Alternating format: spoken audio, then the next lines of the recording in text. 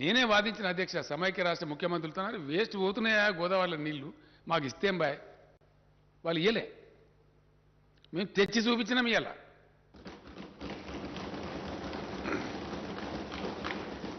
తమరే వచ్చిన అధ్యక్ష తమరి ఆధ్వర్యాలని తమరి చేతోనే అచ్చంగా ఏప్రిల్ 24, 24, 25 నాకు తెలియదు హరీష్ రావు వీళ్ళంతా తీసుకెళ్ళి అక్కడ మెదక్లో నిజాం సాగర్ నింపినాం అధ్యక్ష గత సంవత్సరం హల్దీవాగులకు పంపించి బ్రహ్మాండంగా ఆ నుంచి మంజీలకు పంపించి నిజాం సాగర్ నింపినాం ఏప్రిల్ మేలో ఇప్పుడు కూడా మొన్న హరీష్ రావు వీళ్ళంతా పోయి ఇప్పుడు కొత్త డిమాండ్ అధ్యక్ష తెలంగాణలో వాగులు నింపుకొని అడుగుతున్నారు కాలువలు కాదు అధ్యక్ష వాగులను నిలిచి కూడలి వాగులు ఇడిచి పెట్టాలి హల్దీ వాగులు ఇడిచి పెట్టాలి మంజీలలో ఇడిచి పెట్టాలి ఎందుకు తెచ్చారు మీరు నీళ్ళు నేను అడిగిన ఎందుకు తెచ్చిన నీళ్ళు మీరు గోదావరి నుంచి ఇంత కష్టపడి తెచ్చిందే ప్రజల కోసం రైతుల కోసం ఉన్నప్పుడు ఇవ్వండి విరివి ఇవ్వండి విచ్చలవిడికి బ్రహ్మాండంగా ఇవ్వండి వాళ్ళ హక్కు అని ఇస్తున్నాం మంచిగా పంటలు ఎండిపోకుండా పండుతున్నాయి పంటలు పండితే అధ్యక్ష పెద్ద ఆకాశం భూమి అంతుండే కేంద్ర ప్రభుత్వం మాకు సాదా కాదని ఎల్లెంకల పడ్డది కొనలేమని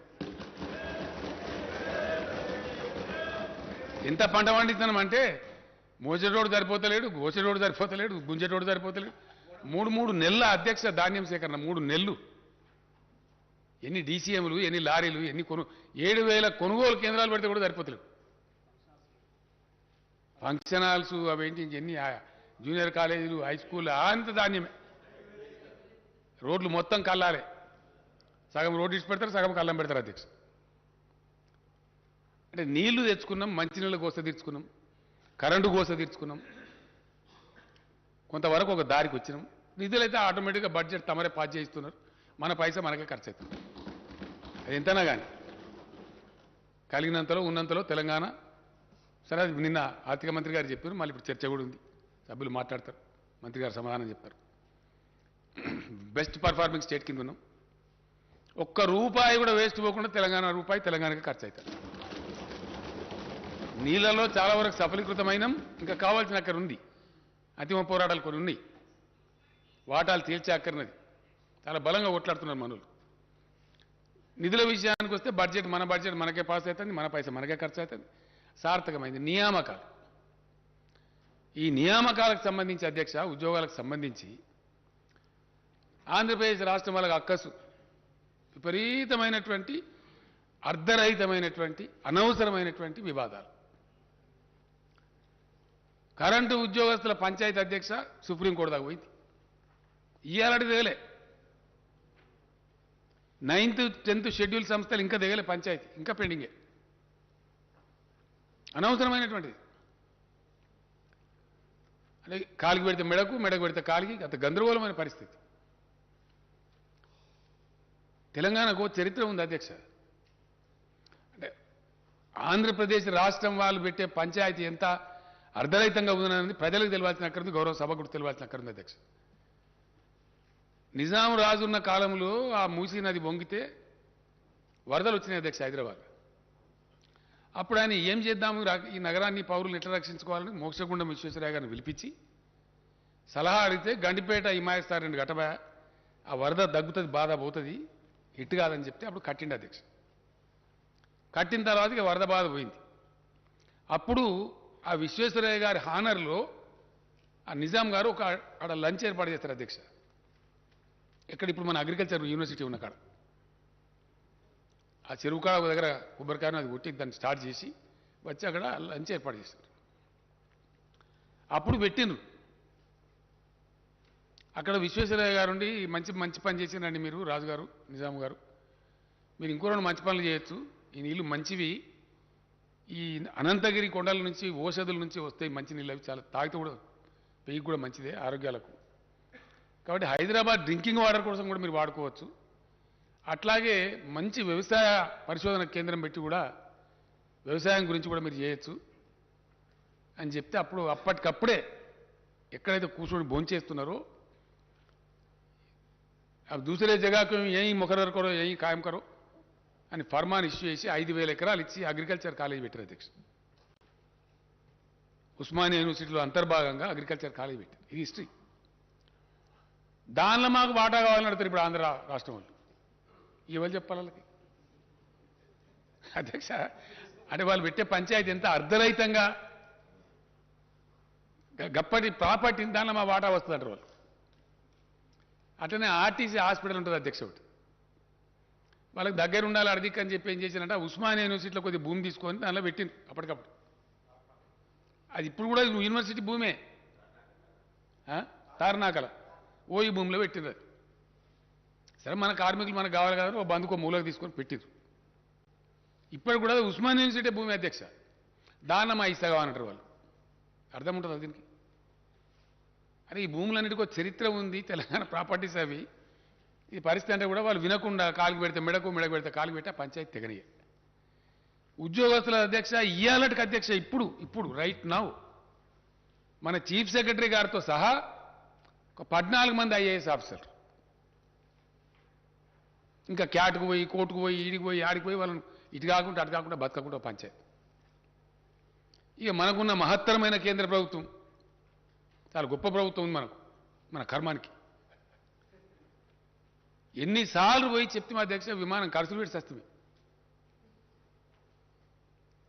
చేయరు పరిష్కారం, ఆర్బిట్రేట్ చేసి వాళ్ళ బాధ్యత, ఇట్ ఇస్ దేర్ డ్యూటీ. పరిష్కారం చేయరు. ఆర్డర్ టు సర్వ్ అని ఒక ఆర్డర్ ఇచ్చారు అధ్యక్ష. ఎంత అనిచ్చిందంటే రాష్ట్రం ఏర్పడ్డ కొత్తలో అనుభవించినాం కాబట్టి మాకు తెలుసు ఆ బాధ. ఆర్డర్ టు సర్వ్ అని వర్క్ ఇచ్చిన ఐఏఎస్ అధికారి, ఐపీఎస్ అధికారి, వేరే అధికారులు मैं यहाँ रहता हूँ कि आंध्रा जाता हूँ, आंध्रा रहता हूँ कि तेलंगाना आता हूँ, समझ में नहीं आता. అట్లొక 6 నెలలు. ఆ తర్వాత వాళ్ళు రిసీజరీ స్టేట్,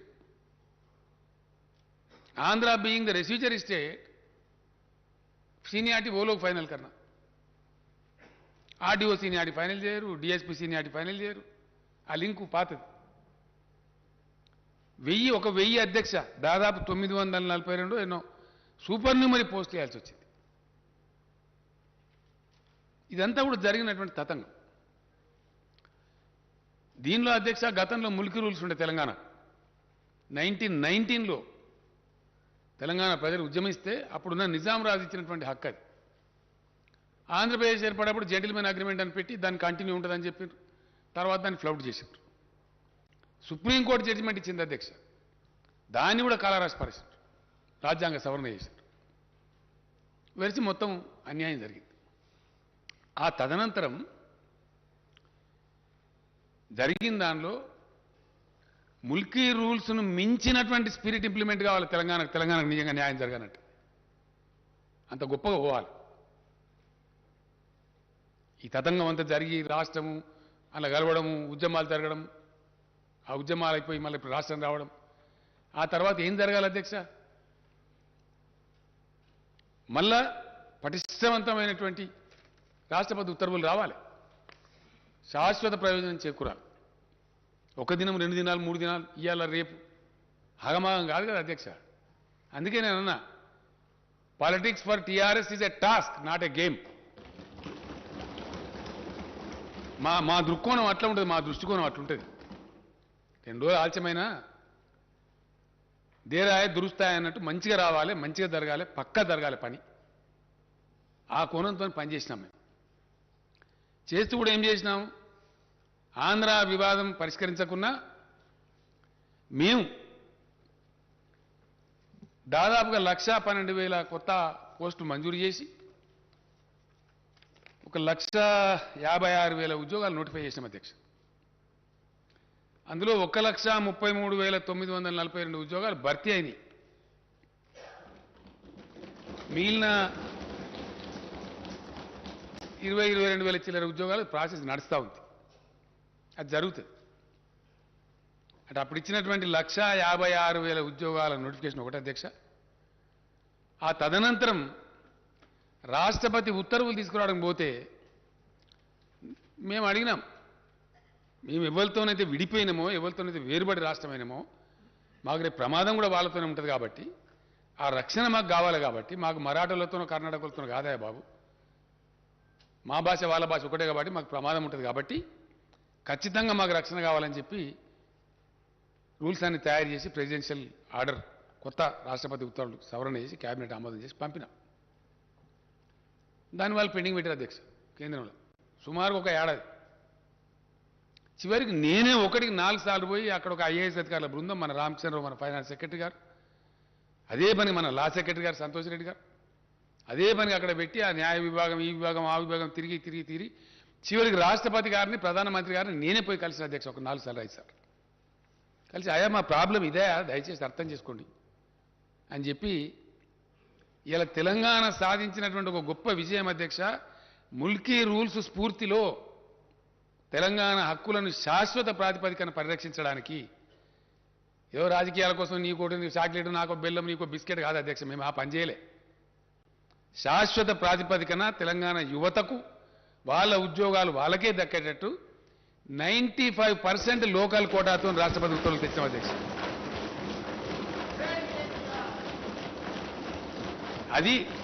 అది మేము చేసింది. 4 రోజులు ఆలస్యమైతే అయింది, కానీ శాశ్వతంగా ఈ కారణం నుంచి ఏ ఉద్యోగం వచ్చినా 95% ఎక్కడి నుంచి అధ్యక్ష? గతంలో స్టేట్ లెవెల్ పోస్ట్ అని పెట్టి మొత్తం కొట్టేశారు. ఇలా అటెండర్ పోస్ట్ నుంచి ఆర్డీఓ పోస్ట్ దాకా 95% లోకల్స్కే వస్తుంది. Only 5% non local. ఆ 5%లో కూడా మళ్ళీ 3%, 4%, 2% మనకే వస్తుంది అధ్యక్ష ఓపెన్ కోటాలో. గతంలో ఏం చేసింది మోసం అంటే 20% నాన్ లోకల్ కోటా అని పెట్టారు అధ్యక్ష. అసలు నాన్ లోకల్ కోటా లేదు. నాన్ లోకల్ కోటా అని దాన్ని లోకల్స్కి అవకాశం ఇవ్వకుండా తెలంగాణ ఉద్యోగాలు కొట్టేసింది. రెసిడెన్షియల్ స్కూళ్ళు వగైరా ఇవన్నిటినీ అవి సొసైటీలని పేరు పెట్టి సొసైటీకి రాష్ట్రపతి ఉత్తర్వులు వర్తించవని అట్లా కూడా మోసం చేశారు. అన్ని కొట్టిపడేసాం అధ్యక్ష. ఒక్క సెక్రటేరియట్కి, ఎందుకంటే సెక్రటేరియట్కు వివిధ సర్వీసుల నుంచి, వివిధ ఫీడర్ల నుంచి మన తెలంగాణ ఉద్యోగుల్ని తీసుకుంటారు కాబట్టి అది ఒక్క బాడీ చిన్న తప్ప మిగతా అన్నీ కూడా 95% లోకల్ అధ్యక్ష. Only 5% open quota, non local. అందులో మన లోకల్స్ కంప్లీట్ చేయొచ్చు. అట్లా ఇంచుమించుగా 97, 98%, 99% కలిసి అయితే 100% మన పిల్లలకే ఉద్యోగాలు వచ్చేటట్టు ఏర్పాట్లు చేసినాం. ఈ ఆంధ్ర పెట్టే పంచాయతీ దిగడానికి నిన్న మొన్న దాకా తెగలేదు అధ్యక్ష. గత సంవత్సరం డిసెంబర్ కొద్ది రోజుల ముందు చివరికి ఆ 400-500 పోస్టులు పోలీసు డిఎస్పీలు అయ్యి, ఆర్డీఓలు అవన్నీ సూపర్ న్యూమరీ ఇచ్చిన తర్వాత ఆ సీనియార్ల పంచాయతీ కూడా తెగి వాళ్ళకి మనకు గవర్నమెంట్ ఉద్యోగస్తుల కాడికి అయింది. అయిన తర్వాత ఉత్తర్వులు, రాష్ట్రపతి ఉత్తర్వులు తీసుకొచ్చి వాటిని జారీ చేసి డిసెంబర్లో జీవోలు ఇచ్చినాం ఉద్యోగులను. ఎందుకంటే ఎప్పుడు తేలితే అధ్యక్ష ఖాళీలు కంప్లీట్గా పూర్తిస్థాయి అవగాహన ఖాళీల మీద రావాలంటే, రాష్ట్రపతి ఉత్తర్వులు కంప్లీట్ అమలు కావాలంటే ఎప్పుడు పాసిబుల్ అవుతుంది? ఉన్న ఉద్యోగస్తులు డివైడ్ కావాలి. కొత్త జోన్ల ప్రకారం, కొత్త డివిజన్ల ప్రకారం, కొత్త జిల్లాల ప్రకారం. జిల్లా క్యాడర్ జిల్లాకు, జోనల్ క్యాడర్ జోనాల్కు, మల్టీ జోనల్ అంటే స్టేట్ లెవెల్ పోస్ట్ మేము మల్టీ జోనల్ అంటున్నాం, మల్టీ జోనల్కు ఆ అలాట్మెంట్ చేసినారు. దాని మీద ఇష్యూ చేసిందే 317. ఇది అర్థం కాక అదేందో మేము ఉద్యోగుల వ్యతిరేకం పోయినామన్నట్టు కొంతమంది, కొన్ని పార్టీలు, అది ఏం తోకదలో తల తెలియదు, బాధ్యత లేదు, నెత్తి లేదు, కత్తి లేదు, రోడ్ల మీద పడి వీరంగాలు. సరే న్యాయస్థానాలకు పోయినారు, ఏదేది చేస్తారో అవన్నీ చేస్తారు. అప్పుడు మేము కఠినంగా దాన్ని ఇంప్లిమెంట్ చేసినాం. ఎందుకంటే పాపం బయట పిల్లలు మాకు ఉద్యోగం వస్తుంది కదా, గ్రూప్ 1 నోటిఫై చేయలేకపోయినాం, పంచాయతీ దగ్గర గ్రూప్ 2 చేయలే, గ్రూప్ 3 చేయలే, ఇప్పుడు అన్నీ నోటిఫై చేయాలి సమగ్రంగా. కాబట్టి వేసి ఉన్నాం. మొన్న డిసెంబర్లో అలాట్మెంట్ చేసిన తర్వాత ఎక్కడో అక్కడ సర్దుకున్నారు. సరే ఫైనల్గా సార్ మాకు మ్యూచువల్ అవకాశం ఏంటంటే సార్ అది కూడా ఇచ్చిండ్రు. అది చీఫ్ సెక్రటరీ గారే స్వయంగా చూస్తున్నారు. వాళ్ళు అడిగిన కదా సరే వాళ్ళు ఇష్టం ఉంటే పెట్టుకొని మనకు పోయేది ఏముందని ఇచ్చినాం. అయిపోయినాయి. ప్రమోషన్లు కూడా ఆల్మోస్ట్ అందరికి ఇచ్చేసినాం. ఒక టీచర్ల లేదా ఉందని చెప్పారు, అది కూడా నిన్న నేను చీఫ్ సెక్రటరీ గారికి ఆదేశం ఇచ్చిన ఇమీడియట్ కంప్లీట్ చేయమని చెప్పి అయిపోయింది. ఫైనల్గా అధ్యక్ష, ఒక రాష్ట్రం కానీ ఒక దేశం కానీ ప్రగతి పథంలో అద్భుతాలు ఆవిష్కరించాలి, గొప్ప ఫలితాలు రాబట్టానంటే ప్రజాప్రతినిధులుగా ఉన్నటువంటి మనం కానీ, పొలిటికల్ బ్యూరోక్రసీ కానీ, అఫిషియల్ బ్యూరోక్రసీ కానీ సంతోషంగా ప్రేమతోని హ్యాండ్ ఇన్ హ్యాండ్ పనిచేయాలి, ప్రేమ భావకంతో పనిచేయాలి, చాలా గొప్పగా పనిచేయాలి. కాబట్టి వాళ్ళు కూడా మంచి సంతోషపూర్వకంగా ఉల్లాసంగా పనిచేస్తే చాలా మంచి ఫలితాలు వస్తాయి. ఆ ఫలితాలు మేము రాబట్టినాం అధ్యక్ష తెలంగాణలో. Yes definitely we are a better administrating state, we are a better performing state. అందుకోసం రిజల్ట్స్ వచ్చినాయి 100%. వాటిగానే పెరుగుతుంది అధ్యక్ష. జిఎస్డిపి నోట్ల మాట ఎందుకో మహారాష్ట్ర పెరుగుతలేదు, ఇంకో పెద్ద డంబాచారం కూడా గుజరాత్ ఎందుకో పెరుగుతలేదు. ఎప్పుడో సెటిల్డ్ స్టేట్స్ అధ్యక్ష అవన్నీ. ఇలా తమిళనాడు, కర్ణాటక, మహారాష్ట్ర, గుజరాత్ గొప్ప manufacturing states, highly settled states. 50, 60, 70 ఏళ్ళుగా రాష్ట్రాలుగా జీవిక కొనసాగిస్తున్న రాష్ట్రాలు. వాటన్నిటిని తోసిరాజని తలదని ఇలా Telangana number 1 per capital GSDP. Yes, ఇప్పుడో ఏదో ఆశామాచిగా రోడ్ల మీద మస్తుగా మాట్లాడదు అధ్యక్ష, దానికేమున్నది? ప్లాట్ఫామ్ స్పీచ్లు మేము కూడా కొట్టగలుగుతాం మస్తుగా. ఇది వాస్తవం కాదా? ఇన్ని మేము ఆంధ్ర సృష్టించే అర్ధరహితమైన వివాదాలు ఎదుర్కొంటూ నిష్క్రియాపరంగా వ్యవహరిస్తున్నటువంటి కేంద్ర ప్రభుత్వ నిర్లక్ష్య వైఖరి, తెలంగాణ వ్యతిరేక వైఖరిని కూడా భరిస్తూ ఇవన్నీ సాధించినాం అధ్యక్ష. ఎస్, డెఫినెట్గా సాధించినాం పాజిటివ్గా. ఇలా లోన్లీ స్టేట్ అధ్యక్ష. ఒకటే ఒక్క రాష్ట్రం తెలంగాణలో, ఏకైక రాష్ట్రం 24 గంటలు అన్ని రంగాలకు గంట బజాయించి క్లీన్ పవర్ ఇచ్చే రాష్ట్రం తెలంగాణ కాదా అధ్యక్ష? పెద్ద పెద్ద నోరు పెట్టుకొని మాట్లాడతారు చాలా మంది. రమ్మని, ఏ రాష్ట్రం ఇస్తారు రమ్మని మాట్లాడదాం.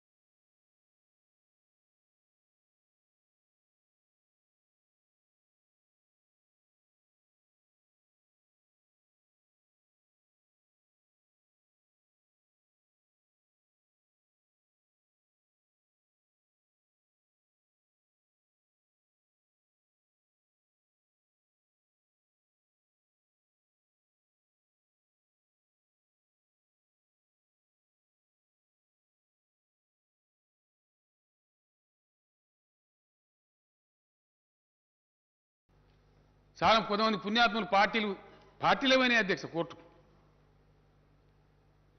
తర్వాత మేము కూడా న్యాయ పోరాటం చేసినాం. నేను చదువుతున్నా స్టేట్మెంట్లో చెప్తా బాగా అఫిషియల్ చేసి గెలిచినాం. ఇట్లా మేము ఊరుకోలేదు అధ్యక్ష. నిజంగా హైయెస్ట్ పేడ్ ఎంప్లాయీస్ ఎవరి అలా ఇండియాలో తెలంగాణ ఎంప్లాయీస్. డెఫినెట్గా ఉద్యమ సందర్భంలో ఏ మాట అయితే మేము చెప్పినామో తెలంగాణ ధనిక రాష్ట్రం అవుతుంది, అయింది. Telangana employees highest paid employees ఉంటారు, పే చేస్తున్నాం. ఎస్ అధ్యక్ష, అన్నిటిని మించి ఇండియా మొత్తంలో ఏ కేంద్ర ప్రభుత్వం కానీ ఏ రాష్ట్రం కానీ చేయని విధంగా ఒక సంస్కారంతో చిన్న ఉద్యోగులు కూడా న్యాయం జరగాలని చెప్పి 30% మొన్న పే రివిజన్ ఇస్తే వాళ్ళకు కూడా ఇచ్చినాం అధ్యక్ష. ప్రతి ఒక్కరికి ఇచ్చినాం. ట్రాఫిక్ కానిస్టేబుళ్లకు 30% బేసిక్ శాలరీ యొక్క రిస్క్ అలవెన్స్ ఇచ్చే ఒకటే ఒక రాష్ట్రం ఇండియాలో తెలంగాణ అధ్యక్ష. హైలీ పేడ్ హోమ్ గార్డ్స్ ఉండే రాష్ట్రం ఇండియాలో తెలంగాణ అధ్యక్ష. ఇట్లా అనేక చర్యలు తీసుకున్నాం. వాళ్ళకి రక్షణ ఇచ్చినాం, వాళ్ళ కడుపు నింపినాం. ఎవరు పుట్టగొట్టే ప్రయత్నం చేయలే. నేను మా ఫైనాన్స్ సెక్రటరీ గారు రామచంద్రరావు గారు వస్తే, రామచంద్రరావు గారు ఎందుకంటే ఆయన కాదని నడవదు కదా అధ్యక్ష, ఇండిసిప్లిన్ రావద్దు కదా. తెలంగాణ ఇప్పుడు కూడా బై డేట్ కూడా డిఫాల్ట్ చేయం అధ్యక్ష. అందుకే మనకు పతార మన బాండ్లు 40 సంవత్సరాల బాండ్లు కూడా అమ్ముడు పోతాయి. ఏ రాష్ట్రం బాండ్లు అమ్ముడు పోవట్ల. 40 years బాండ్ అమ్ముతుంది తెలంగాణ, కొంటున్నారు హాట్ కేక్ లాగా. ఎందుకంటే వీ డోంట్ డిఫాల్ట్, ఉన్నంతలోనే తిందామని చెప్పి బయట ఏదో అవాకులు చెవాకులు మాట్లాడతారు అధ్యక్ష. లోయెస్ట్ అప్పులుండే రాష్ట్రం ఇలా ఇండియాలో తెలంగాణ, అతి తక్కువ. ఎస్, అకౌంట్స్ ఇచ్చినాం కదా అధ్యక్ష, ఆడిటర్ జనరల్ గారు ఇచ్చిన అకౌంట్స్ ఇచ్చినాం. We can discuss. తక్కువ, చాలా రాష్ట్రాల కన్నా తక్కువ అప్పులు ఉంటాయి. ఫిస్కల్ ప్రుడెన్స్ మెయింటైన్ చేస్తాం, డిసిప్లిన్ మెయింటైన్ చేస్తాం, కడుపు కట్టుకొని నోరు కట్టుకొని అవినీతి రహితంగా పనిచేస్తూ ఉన్నాం. కాబట్టి ఇంత ప్రగతి రాగలుగుతారు. ఒక వాతావరణం బిల్డ్ అయితే ఈ ప్రగతి వస్తుంది. ఈ ప్రగతిని డిట్రాక్టర్స్, అంటే మా ఏకాగ్రతను చెడగొట్టాలని ప్రయత్నం చేసే డిట్రాక్టర్స్ ఎవరైతే ఉంటారో వాళ్ళు విశ్వ ప్రయత్నాలు చేసినా అది రాకుండా మేము ముందుకు పోతా ఉన్నాం. ఖచ్చితంగా అదేవిధంగా ముందుకు పోతాం అధ్యక్ష, అందులో అనుమానం కూడా లేదు. ఇవాళ నిరుద్యోగ యువత, పాపం పిల్లలు, నిరుద్యోగ యువకుల తల్లిదండ్రులు బయట ఎదురు చూస్తూ ఉన్నారు. హౌస్ ఉంది కాబట్టి, as a matter of respect to the house, సాంప్రదాయాలు తెలిసిన వాళ్ళం కాబట్టి, మర్యాద కాబట్టి. నేను వనపర్తిలో చాలా పెద్ద సంఖ్యలో వచ్చిన అధ్యక్ష జనం, చాలా పెద్ద బహిరంగ సభ, అక్కడ చెప్పి ఉంటాను నేను.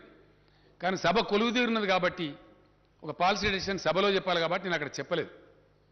పిల్లలు చూస్తారు కదా అనే ఉద్దేశంతో 10 గంటలకు టీవీ కార్డు ఉండినా రేపు ప్రకటన చేస్తామని చెప్పినాం. అంతే కదా అధ్యక్ష.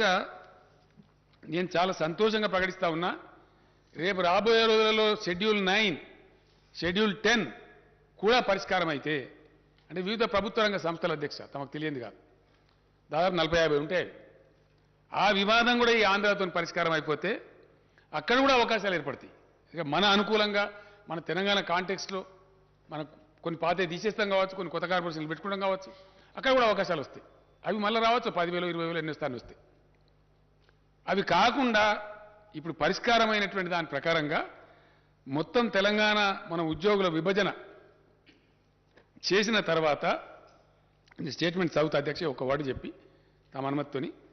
మొత్తం ఈరోజు 91,147 ఖాళీలు ఏర్పడాయి అధ్యక్ష.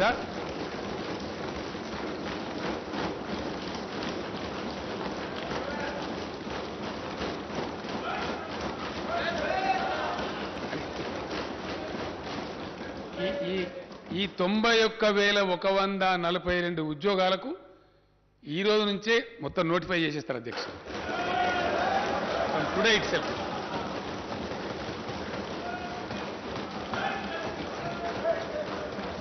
ఇందులో అధ్యక్ష, ఇందులో నేను స్టేట్మెంట్ చదివే ముందు ఒక విషయం చెప్పాల్సిన అక్కడ బాధ్యత నా మీద ఉంటుంది. ఇందులో అధ్యక్ష, గతంలో హైకోర్టు పోయి ఏవైతే కాంట్రాక్టు ఉద్యోగస్తుల పొట్టలు నింపాలని మానవీయ కోణంలో మేము రెగ్యులరైజేషన్ ప్రతిపాదించినామో అవి 11,103 మంది ఉన్నారు అధ్యక్ష పిల్లలు.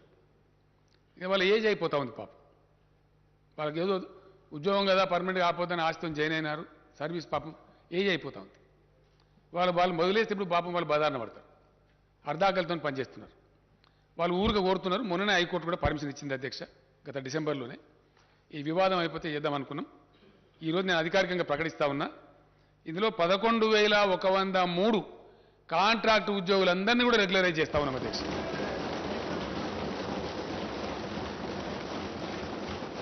మిగిలినటువంటి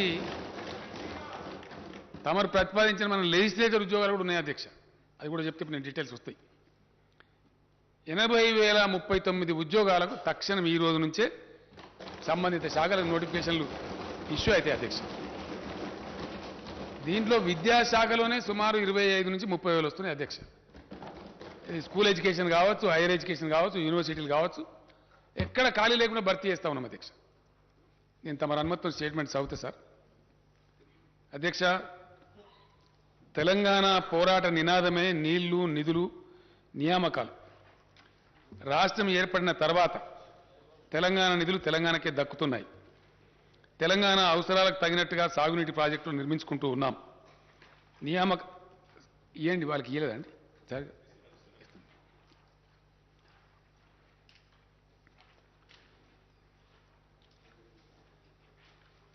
సాగునీటి ప్రాజెక్టులు నిర్మించుకుంటూ ఉన్నాం.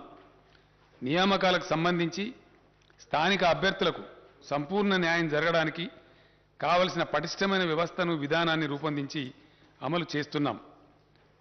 ఈ నేపథ్యంలో భారత రాజ్యాంగంలోని ఆర్టికల్ 371D ప్రకారం రాష్ట్రపతి ఉత్తర్వులకు సవరణలు చేయడం కోసం ప్రతిపాదనలు పంపించాం. కేంద్రం అనవసర తాత్సారం చేసింది. దీంతో నేనే స్వయంగా అనేక మార్లు ఢిల్లీకి వెళ్ళి గౌరవ ప్రధానమంత్రి గారిని, గౌరవ రాష్ట్రపతి గారిని కలిసి దీనికి ఉన్న ప్రాముఖ్యతను వివరించారు. దీనికోసమని ప్రత్యేకంగా అధికారుల బృందాన్ని ఢిల్లీలో పెట్టి ప్రభుత్వం నిరంతర ప్రయత్నం చేసింది. రాష్ట్ర ప్రభుత్వం చేసిన ప్రయత్నాల ఫలితంగా రాష్ట్రపతి ఉత్తర్వుల సవరణ సాధ్యమైంది. ఇది తెలంగాణ ప్రజల చిరకాల ఆకాంక్షను నెరవేర్చిన చరిత్రాత్మకమైనటువంటి విజయం. తెలంగాణ ప్రభుత్వం కృషి వల్ల ఇక నుంచి ప్రభుత్వ ఉద్యోగాలలో అత్యంత దిగువ స్థాయి క్యాడర్ నుంచి ఉన్నత స్థాయి క్యాడర్ దాకా, అంటే అటెండర్ నుంచి ఆర్డీఓ దాకా స్థానిక అభ్యర్థులకు 95% రిజర్వేషన్ అమలవుతుందని తెలియజేయడానికి నేను సంతోషిస్తూ ఉన్నాను. దేశంలో స్థానికులకు ప్రభుత్వ ఉద్యోగ నియామకాల్లో 95% రిజర్వేషన్ సాధించిన ఒకే ఒక్క రాష్ట్రం తెలంగాణ రాష్ట్రం అధ్యక్ష. అర్ధ శతాబ్దం పాటు తెలంగాణకు జరిగిన అన్యాయ పరంపరను టీఆర్ఎస్ ప్రభుత్వం అంతం చేయగలిగింది అని చెప్పడానికి నేను గర్విస్తా ఉన్నాను. కొత్తగా సాధించుకున్న రాష్ట్రపతి ఉత్తర్వుల మేరకు స్థానిక అభ్యర్థులకు రిజర్వేషన్ శాతం పెరగటమే కాకుండా స్థానిక రిజర్వేషన్ పరిధిలోకి వచ్చే పోస్టుల సంఖ్య కూడా గణనీయంగా పెరిగింది. గత ఉత్తర్వుల ప్రకారం RDO, DSP, CTO, RTO, district registrar, excise superintendent తదితర గ్రూప్ 1 ఉద్యోగాలకు లోకల్ రిజర్వేషన్ వర్తించేది కాదు. కానీ ఇప్పుడు ఇవన్నీ కూడా లోకల్ రిజర్వేషన్ల పరిధిలోకే తీసుకొచ్చాం. గతంలో ఉన్న రాష్ట్రపతి ఉత్తర్వుల ప్రకారం 60 నుంచి 80% వరకు మాత్రమే లోకల్ రిజర్వేషన్ పరిధి ఉండేది. ఇప్పుడు అన్ని పోస్టులకు 95% లోకల్ రిజర్వేషన్ వర్తిస్తుంది అధ్యక్ష. స్థానిక అభ్యర్థులు తమ స్వంత జిల్లా, స్వంత జోన్, మల్టీ జోన్లలో 95% రిజర్వేషన్ సౌకర్యాన్ని కలిగి ఉండడమే కాక ఇతర జిల్లాలు, జోన్లు, మల్టీ జోన్లలో 5% ఓపెన్ కోటాకు ఉద్యోగాలకు పోటీ పడవచ్చు.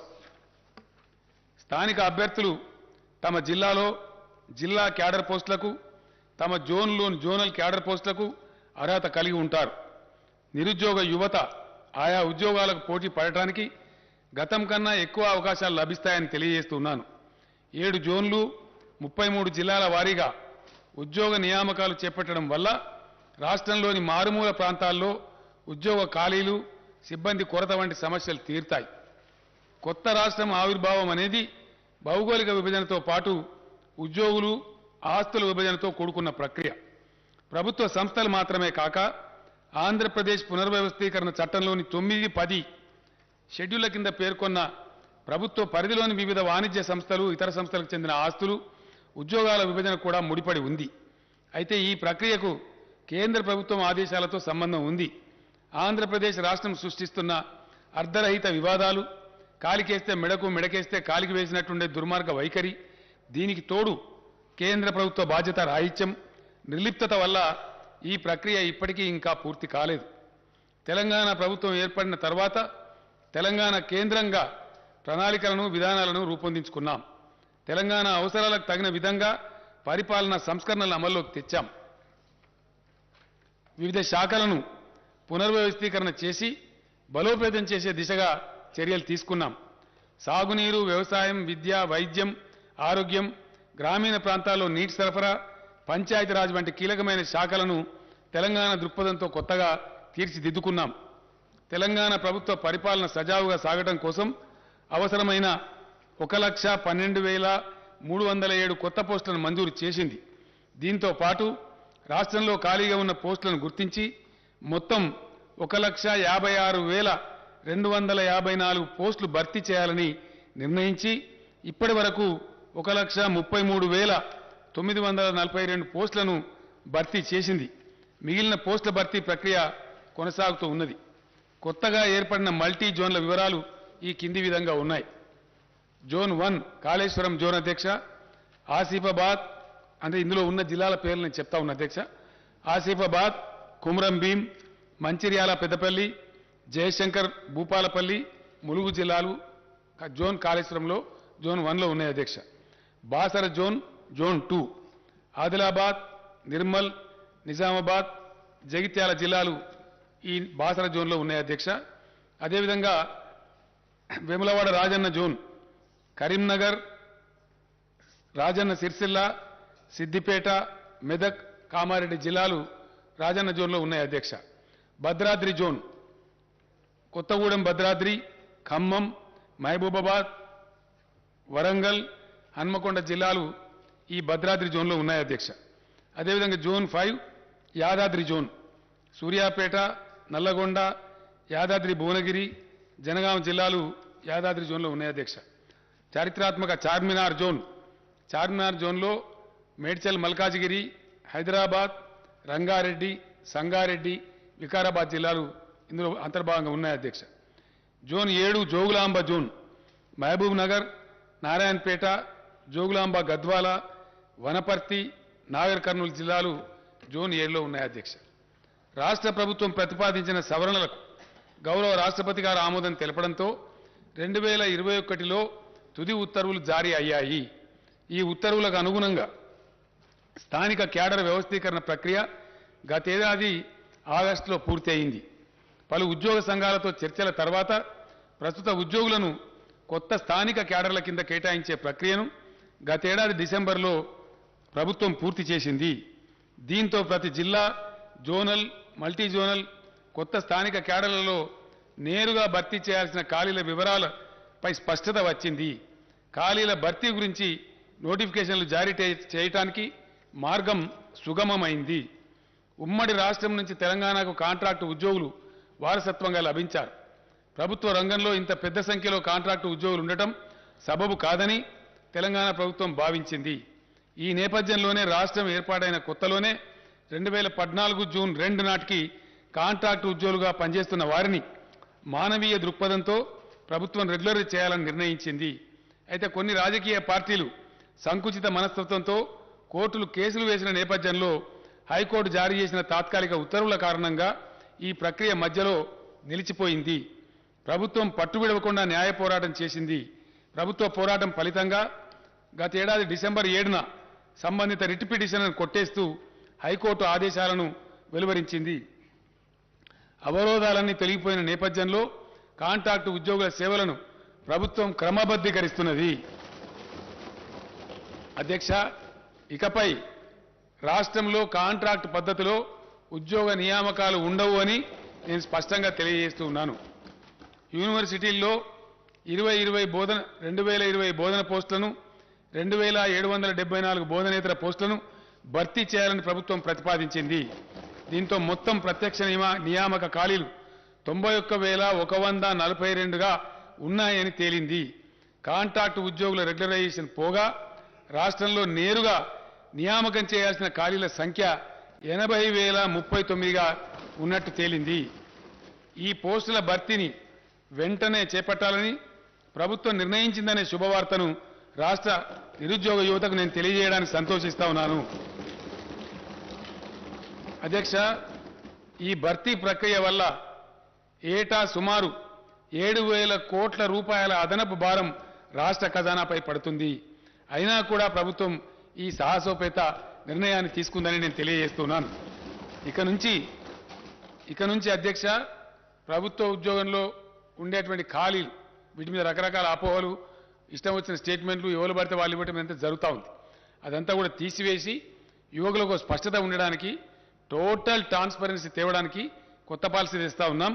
ఇక నుంచి ఖాళీలను ముందే గుర్తించి ప్రతి సంవత్సరం ఉద్యోగాల భర్తీ క్యాలెండర్ను ప్రకటించి పారదర్శకంగా నియామకాలు చేపట్టాలని ప్రభుత్వం నిర్ణయం తీసుకుంది. ఈ మేరకు అన్ని విభాగాలు తమ వద్ద ప్రతి సంవత్సరం ఏర్పడే ఖాళీల వివరాలను సిద్ధం చేస్తాయి. నోటిఫికేషన్ల జారీ కోసం ఆయా నియామక సంస్థలకు సమాచారం ఇస్తాయి. ఉద్యోగార్థులు అన్ని నియామక పరీక్షల్లో పోటీ పడేందుకు వీలుగా మధ్యలో తగిన వ్యవధి ఇస్తూ నోటిఫికేషన్లు విడుదల చేయాలని ప్రభుత్వం నిర్ణయించింది. పోలీస్ శాఖ వంటి యూనిఫామ్ సర్వీసులు మినహా ఇతర ప్రత్యక్ష నియామకాల్లో గరిష్ట వయో పరిమితిని 10 ఏళ్లకు పెంచాలని ప్రభుత్వం నిర్ణయించింది. దీనివల్ల మరింత మంది ఉద్యోగార్థులకు ప్రభుత్వం అవకాశం కల్పిస్తున్నది. ఈ నిర్ణయం వల్ల ఓసీలకు 44 సంవత్సరాలు, ఎస్సీ ఎస్టీ బీసీలకు 49 సంవత్సరాలకు, దివ్యాంగులకు 54 ఏళ్లకు గరిష్ట పరిమితి పెరుగుతుందని నేను సభకు తెలియజేస్తున్నాను.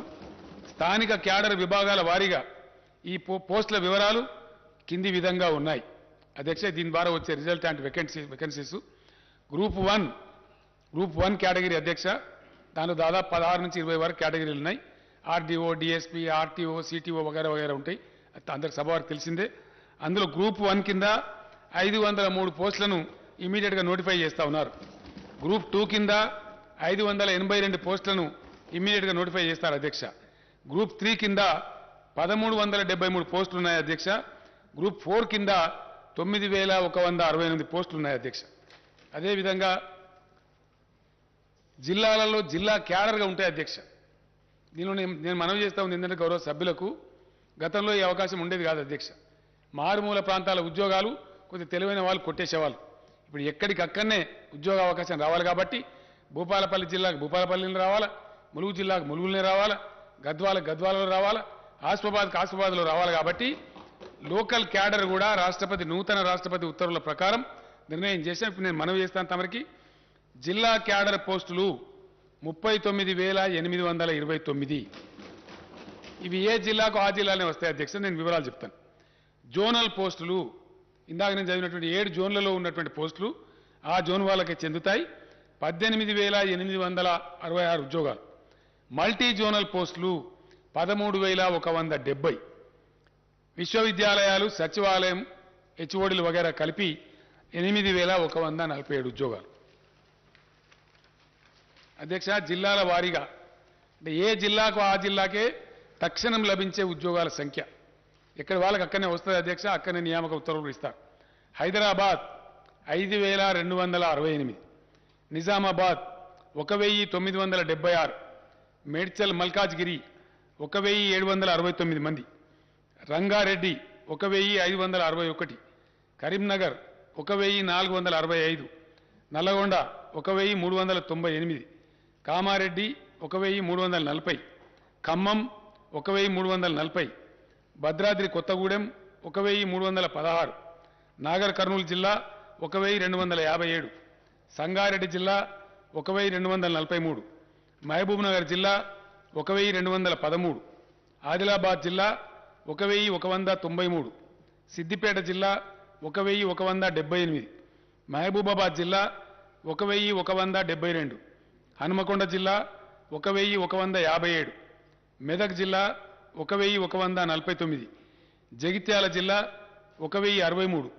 మంచిర్యాల జిల్లా 1,025, యాదాద్రి భువనగిరి 1,010, జయశంకర్ భూపాలపల్లి 918, నిర్మల్ జిల్లా 876, వరంగల్ జిల్లా 842, కుమ్రంభీం ఆసిఫాబాద్ 825, పెద్దపల్లి జిల్లా 800, జనగామ జిల్లా 760, నారాయణపేట జిల్లా 741, వికారాబాద్ జిల్లా 738, సూర్యాపేట జిల్లా 719, ములుగు జిల్లా 696, జోగులాంబ గద్వాల 662, రాజన్న సిరిసిల్ల 601, వనపర్తి జిల్లా 556, మొత్తం 39,829 అధ్యక్ష.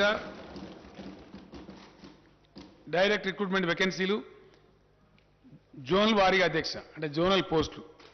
Zone 1 Kaleshwaram 1,630, zone 2 Basara 2,328, zone 3 Rajanna 2,403, zone 4 Bhadradri 2,858, zone 5 Yadadri 2,160, zone 6 Charminar 5,297, zone 7 Jogulamba 2,190, మొత్తం 18,866 అధ్యక్ష.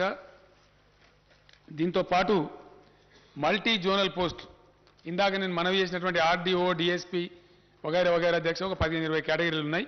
దానిలో సిటీఓ, ఆర్టీఓ ఇవన్నీ కూడా ఉంటాయి. ఎక్సైజ్ సూపరింటెండెంట్, డైరెక్ట్ రిక్రూట్మెంట్ అధ్యక్ష. ఇవి multi zone 1 6,800, multi zone 2 6,370, multi zone మొత్తం కలిపి 13,170. ఈ విధంగా ఈ వేకెన్సీలు కూడా ఇమ్మీడియట్ నోటిఫై చేస్తారు అధ్యక్ష. దీని తర్వాత డిపార్ట్మెంట్ వారీగా నేను మనవి చేస్తా ఉన్నా. స్టేట్ వైడ్గా హోంశాఖలో 18,334, సెకండరీ ఎడ్యుకేషన్ అంటే టీచర్ పోస్టులు వగైరా ఉంటాయి అధ్యక్ష 13,086, హెల్త్ మెడికల్ ఫ్యామిలీ వెల్ఫేర్లో 12,755, హయ్యర్ ఎడ్యుకేషన్ అగైన్ ఎడ్యుకేషన్ అధ్యక్ష అంటే కాలేజ్ ఎడ్యుకేషన్లో 7,878, బీసీల సంక్షేమం 4,311, రెవెన్యూ డిపార్ట్మెంట్ అంటే నూతనంగా ఏర్పడ్డ మండలాలు డివిజన్లు జిల్లాల వారీగా పోస్టుల భర్తీ అధ్యక్ష revenue department 3,560, scheduled caste development department 2,879, irrigation మరియు కమాండ్ ఏరియా డెవలప్మెంట్ 2,692, ట్రైబల్ వెల్ఫేర్లో 2,399, మైనార్టీ వెల్ఫేర్లో 1,825, environment forest and technology 1,598, Panchayati Raj మరియు రూరల్ డెవలప్మెంట్లో 1,455, లేబర్ మరియు ఎంప్లాయ్మెంట్ 1,221, ఫైనాన్స్ డిపార్ట్మెంట్లో 1,146, మహిళలు పిల్లలు అంటే మహిళా శిశు సంక్షేమం హ్యాండిక్యాప్డ్ అండ్ సీనియర్ సిటిజన్స్ డిపార్ట్మెంట్లో 895, మున్సిపల్ అడ్మినిస్ట్రేషన్లో 859, అగ్రికల్చర్ మరియు కోఆపరేషన్లో 801, ట్రాన్స్పోర్ట్ రోడ్ బిల్డింగ్స్లో 563, న్యాయశాఖలో 386, ఎనిమల్ హస్బెండరీలో 353, జీఐడీలో 343, ఇండస్ట్రీస్ డిపార్ట్మెంట్లో 233, యూత్ టూరిజంలో 184, ప్లానింగ్ డిపార్ట్మెంట్లో 136, సివిల్ సప్లైస్ డిపార్ట్మెంట్లో 106, లెజిస్లేచర్లో అధ్యక్ష మన శాసనసభలో 25, ఎనర్జీలో అంటే పవర్ డిపార్ట్మెంట్లో 16, మొత్తం కలిపి 80,039 ఉద్యోగాలు వెంటనే తక్షణమే నోటిఫికేషన్లు విడుదల చేసి రిక్రూట్మెంట్ ప్రక్రియ మొదలవుతుందని చెప్పి సభ ద్వారా గౌరవ సభ్యులకు తమ ద్వారా గౌరవ సభ్యులకు సభకు తద్వారా రాష్ట్ర ప్రజానీకానికి తెలియజేస్తున్న అధ్యక్ష. ధన్యవాదాలు తెలియజేస్తున్నాను.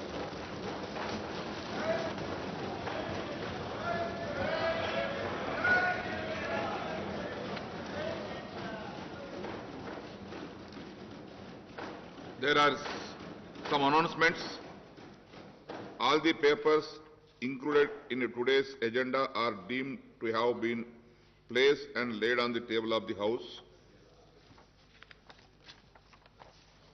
I am to announce to the House that cut motions to the demands for grants for the budget 2022-23 will be received up to 2 p.m. today, the 9th March 2022. One more announcement. I am to announce to the House that I have nominated the following members to be on the panel of chairmen for the second meeting of 8th session: Sri Dharamsot Reddy Nayak, Sri Muhammad Mozam Khan, Sri Hanuman Sinde, Sri Manchireddy Kishan Reddy. Now, general discussion on the annual finance statement budget for the 2022-23. I request Sri Akbaruddin Owaisi Garu to initiate the general discussion on the annual finance statement budget for the year 2022-23. Honorable Speaker, sir. Sir, before I go on the discussion on the budget, state budget for the year 2022 and 2023, I would like to congratulate the Honorable Chief Minister Sahab for making the announcement for the recruitment in the government department. बहुत देर से ये मुतालिबा था और आज chief minister साहब ने इस ऐवान के जरिए रियासत की आवाम में एक खुशी की लहर दौड़ा दी कि इतने सारे तकर्रुरात का ऐलान किया, ना सिर्फ वैकेंसीज को फिल करने का ऐलान किया बल्कि उसके साथ ही साथ ये भी ऐलान किया कि जितने भी जो लोग काम कर रहे थे कॉन्ट्रैक्ट बेसिस पे उनको भी रेगुलर करेंगे और सालाना हर वैकेंसी जब भी आएगी उसको पुर किया जाएगा। ये काबिल मुबारकबाद इक़दाम है जिसके लिए मैं अपनी पार्टी की जानिब से चीफ मिनिस्टर साहब को, रियासती हुकूमत को दिल की गहराइयों से मुबारकबाद देता हूं। Sir, now going ahead with the discussion on the state budget for the year 2022 and 2023. Sir, I congratulate the Finance Minister, Janab Harish Rao Sahab, for presenting the next year budget with a record outlay of 2.57 crores. I also compliment Harish Rao Sahab for making a marathon budget speech for over 2 hours.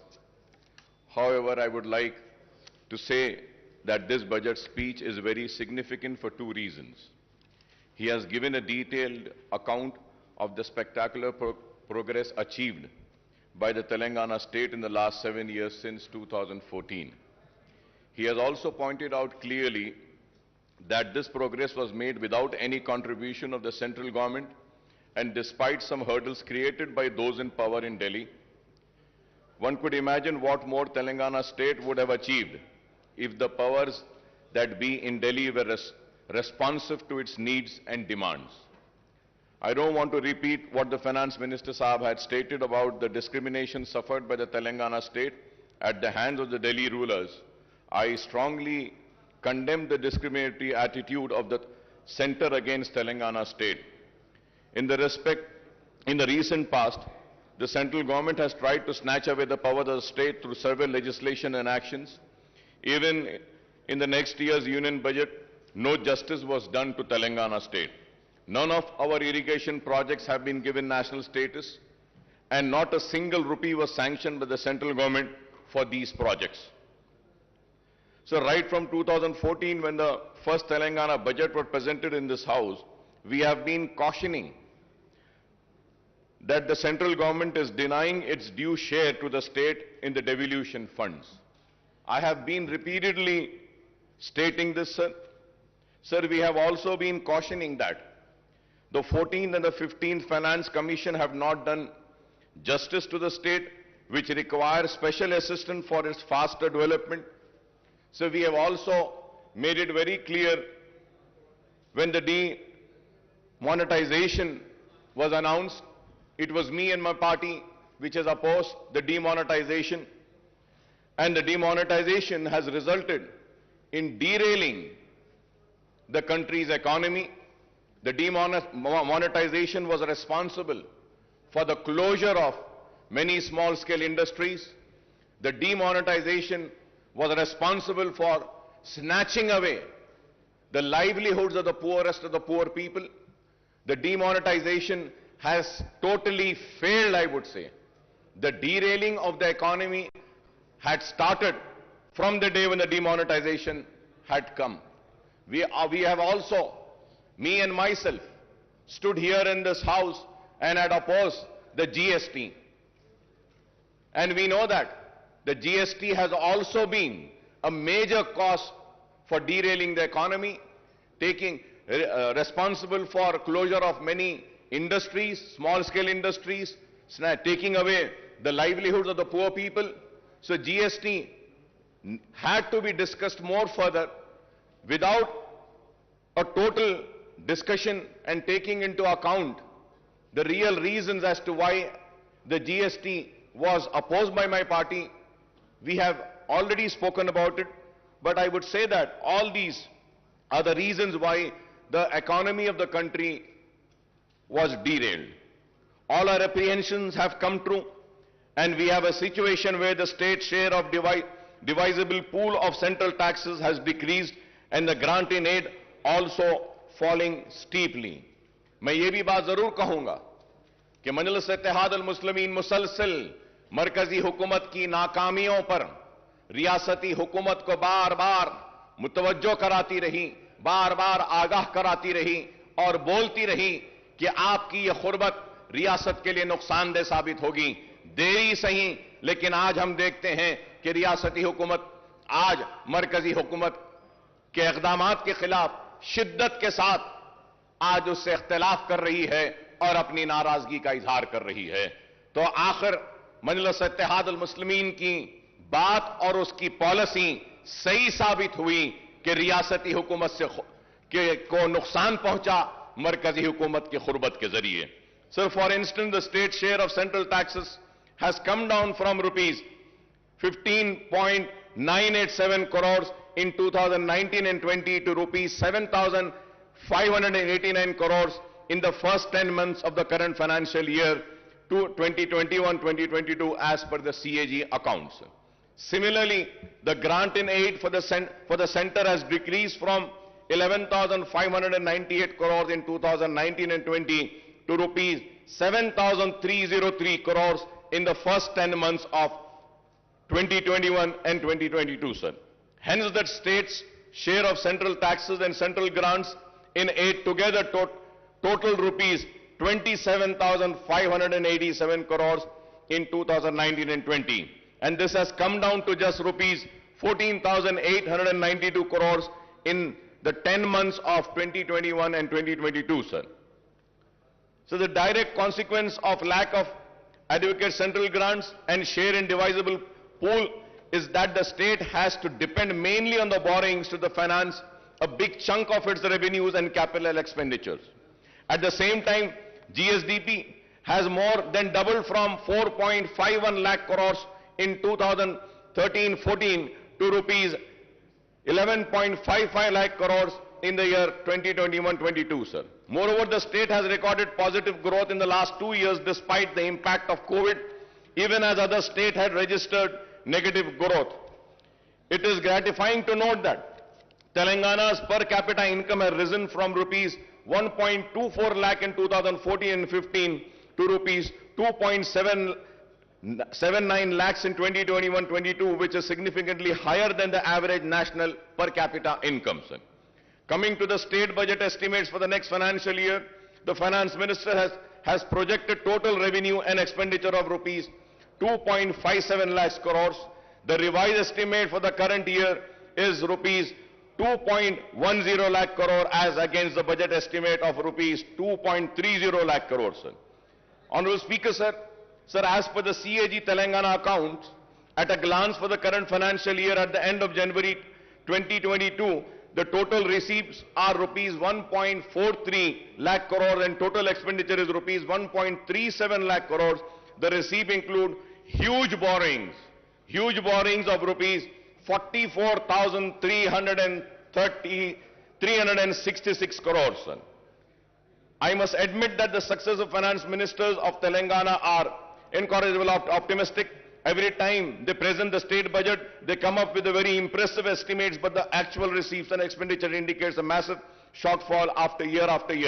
Not only the estimates of the share of central taxes and the grant in aid are on a higher side every time, but the estimate of state-owned taxes revenue and non-tax revenues are projected beyond capacity of the revenue earnings department, sir. Let us take the figures of the current year's budget estimate and the actual for the last 10 months, sir. Sir, if we have to see the figures of the last 10 years, sir, the state-owned revenues are estimated at rupees 98,179 crores, but the actual receipts in 10 months are only 77,789 crores, that is 79% of the estimates. Similarly, the state non-tax revenues are projected at rupees 30,577 crores, but the actual receipts are 5,600 crores, that is 18% of the estimates. The state's own tax and non-tax revenues together were estimated at rupees 1,28,756 crores, but the actual receipt in 10 months amount to rupees 83,389 crores. The state is supposed to earn rupees 45,367 crores to achieve the year's budgeted target of rupees 35,367 crores as per the revised estimate. Honorable Speaker, sir, I don't think that the revenue earnings departments can perform miracles and achieve 10% target before the financial year which closes at March 31st. A direct consequence of the shortfall in revenue received is the huge shortfall in the state expenditure on both welfare schemes and developmental activities, sir. The statement of CAG report on state budget, sir, which clearly gives a picture to us. If we have to see, Honorable Speaker, sir,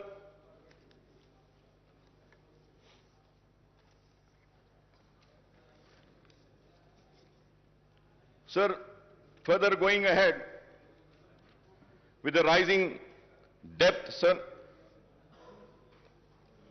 Telangana outstanding public debt will reach rupees 3,29,988 crores in 2022-23, accounting for 25% of gross state domestic product, sir. Sir, Honorable Speaker, sir, going further ahead, in the year 2019 and 20, the outstanding public debt stood at rupees 2,05,858 crores. Thus, the next year outstanding debt represent a massive increase of rupees 1,24,130 crores on the outstanding debt in 2019 and 20. The outstanding debt share of GSDP is set to increase to 25% from 22%, sir. Interest payment on loan will increase from rupees 17,000. This is a very important point, sir. Interest payment on loan will increase from rupees 17,584 crores in 2021-22 to rupees 18,911 crores in 2020 to 2023, and the debt repayment of principal amount will also increase from 6,460 in 2021-22 to rupees 8,336 crores in the year 2022-23. Sir, we may say that raising a loan is acceptable, but it should only be used for capital expenditure. Sir, I may point out that the actual debt component will be much higher than the projected figures. So the loan raised by the various corporations and bodies, including the Greater Hyderabad Municipal Corporation, are not shown in these figures, but these should also be considered outstanding debts because the state government stand guarantee to these loans. The loan amount should be spent on infrastructure project rather than welfare schemes, Honorable Speaker, sir. And I hope that when the Honorable Finance Minister would reply, he would also give me the details of the loans raised by various corporations, sir.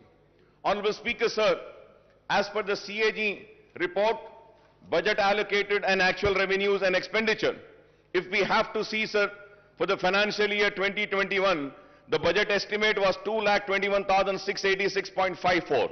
Then the actuals were 1,42,688. That amounts to 64% only. When we see 2021, the budget estimate was 1,76,393.20. The actuals were 1,45,599.95. The percentage is 82.54. 2019 and 20, 1,37,226.53. Actuals were 1,32,508.87.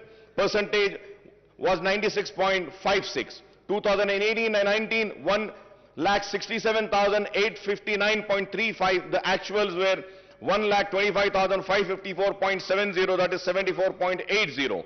2017 and 18, budget estimate was 1,44,986.52. The actuals were 1,15,887.35. 2016 and 17, budget estimate 1,27,266.59. The actuals were 1,17,799.40. That is 92.56%. 2015 and 16, 1,11,974 was the budget estimate. 1,11,974.82. The actuals were 96,051.29. That amounts to 85.78%. 2014 and 15, the budget estimate was 97,563.61. The actuals were 63,323.29. That was 64%, sir. Sir, when we see the budget estimate and the actuals, now let us see the table of the expenditure. Sir, when we see the expenditure for the year 2021 and 2022, sir, again if we see the budget estimate was 1,98,430.21, but the actuals were 1,37,190.44. That was 69.14 in the year financial year 21-22. When we go to financial year 2020 and 2021, the budget estimate was 1,60,731.00, but the actual expenditure was 1,34,731.68. That is 83.82%, sir. For the financial year 2019 and 20, the expenditure, budget estimate expenditure was 1,28,330.51, but the actuals were 1,23,809.09. 2018 and 19, the actual expenditure was, budget estimated was 1,58,823.80, but the actual expenditure was 1,16,804.25. That amounts to 73%, sir. Sir, again, if we see 2017, the budget estimate for the expenditure was 1,39,441.00, but the actuals were 1,09,384.62. That amounts to 78.45%, sir. 2016 and 17, 1,26,519.49 was a budget estimate for expenditure, but the actuals were 1,14,397.62. That amounts to 90.42, sir. So 2015 also, it was 1,09,582.72, and the actuals were 90,818.44. In the year 2014 and 15, 94,890.50, but the actual expenditure was 61,840.48, sir. So now, if we are seeing these figures, so it is very clear that what has been the actuals and what has been the expenditure, what has been the budget estimate for the receipts and what has been the actuals, and also the expenditure, what was the budget estimate for the expenditure and what has been the actuals, sir. Sir, now going further ahead, sir, the state government claims that the Telangana is at the bottom of the list in the terms of GSDP ratio on public debt. In 2021, the outstanding loan was 2,44,119 crores, and in 2021 and 22, it stood at 2,85,120. If I am wrong, I may be corrected, sir. But as per my research and my work which I have done, the outstanding loan for the year 2021 is 2,44,119 crore, and in 21-22, it stood at 2,85,120 crores, sir. The loan raised for the open market would amount to rupees 2.89 lakh crores out of the rupees 3,29,988 crore outstanding debt in the coming fiscal year, sir. These figures, if are wrong, I may be corrected, sir. So the budget has proposed to borrow rupees 53,970 crores through market borrowing in 22-23 against 47,500 crores in the year 21-23. In 2021, 20 and 2021, the market borrowings were 43,784 crores. The overall debt burden of the state government will stand. The important point, Honorable Speaker, sir, the overall debt burden of the state government will stand at 3,29,988 crores, including market borrowings of rupees 2,89,873 crores loan from the central government amounting to rupees 7,188 crore loan from autonomous bodies, rupees 13,591 crores special security, small saving and provident fund, etc., rupees 19,336. So this is the state of loans.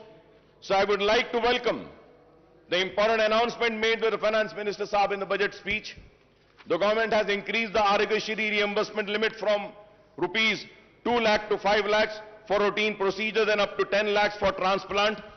However, Honorable Speaker, sir, the allocation for Arogashiri has come down from rupees 720 crores to 605 crores in the next year's budget, sir. Sir, at the same time, Honorable Speaker, sir, I would like to bring across is that the rates which have been fixed by Arogyashri are the rates which have been fixed long back, more than 15 years back. The rates were fixed. The rates needs to be revised. The revision of rates are very important. Many private hospitals are not admitting the Arogyashri patients. The reason is that the rates are very low. And most important, Honorable Speaker, sir, जब एक बीमार critical condition में आता है, critical care के लिए जब आता है और उसको सीसीयू में अगर ले जाना पड़ता है, Honorable Speaker, sir, the rates of Arogyashri are only 4,000 rupees. Critical care unit में 4,000 में तो इलाज नहीं हो सकता. Sir, many hospitals in CCUs, they charge 40,000, 50,000, and few hospitals charge 1 lakh rupee a day. And the hospitals which MIM party runs, 2 hospitals we run. Sir, in those hospitals we charge only 11,000. No profit, no loss basis. But still, Arogyashri is giving only 4,000 rupees. So with this, we cannot treat the poorest of poor patient. So kindly through you, I request the Honorable Health Minister, also the Finance Minister, to kindly look into this and please revise the rates of Arogyashri, because it's a responsibility of the government to provide good health care and good education to the people.